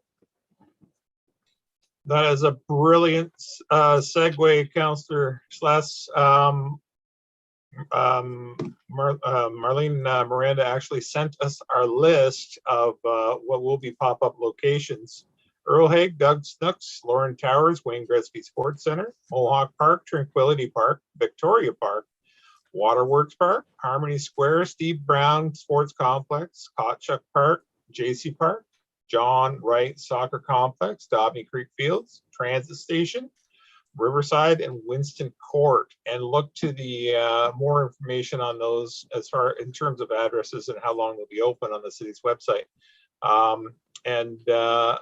We're you know, the health unit and the city are working together to make this readily available. Just because you don't live in those locations, if you live surrounding those locations or you need assistance to get to those locations, please let your local representatives know. They'll do whatever they can to help during this much needed vaccination program. Thank you very much, Mr. Mayor. Councillor Wall. Hey, thanks, Mayor Davis. So yeah, I usually give a shout out to the neighborhood association, so I will do that now. So obviously there is the Eagle Place Community Association. They have lots of stuff on the go all over Eagle Place if you want to be in the know what your community is doing.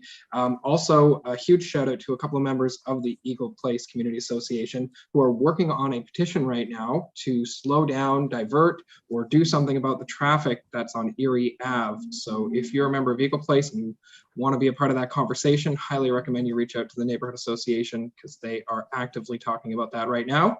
The Downtown Central Neighborhood Association, of course, would love to have you be a part. And events are happening in downtown Brantford right now at Harmony Square, literally roller skating in Harmony Square. I don't know if you've heard it, I don't know if you've seen it, but people are electric about it. It's super duper exciting.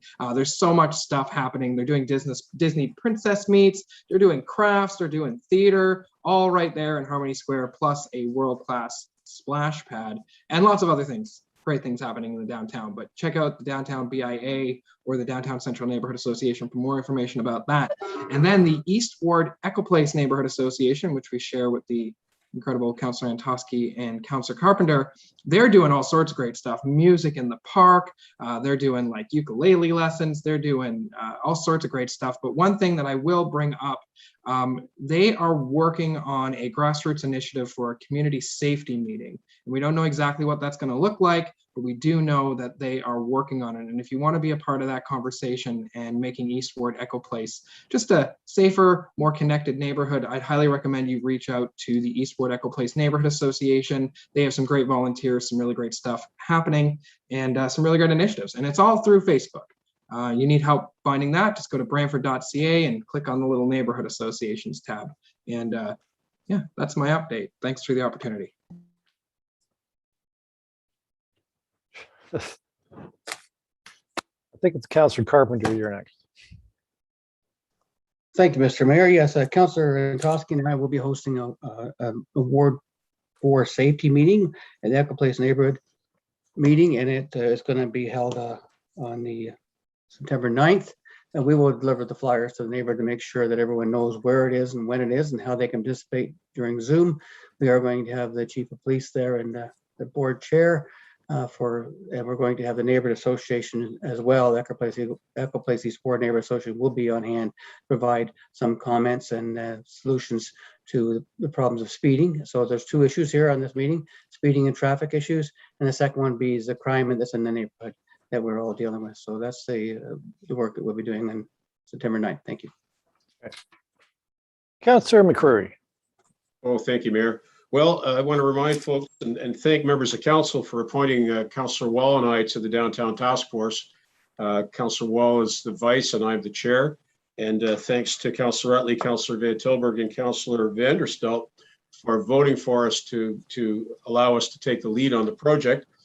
We got underway. We've had a meeting so far. We'll be getting together again soon. We are pursuing 3 tables of discussion and investigation. And we'll be having considerable public input and an opportunity for everybody to weigh in on, the view of what's wrong with downtown and how we fix it, because we do intend to fix what's ailing us.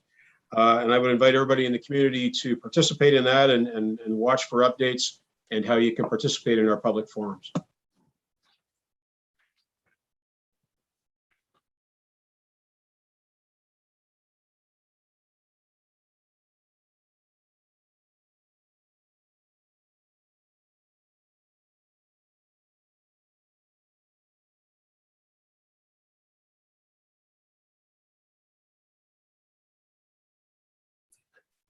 Gavel. So I brought it over tonight along with the chain, and this meeting's adjourned.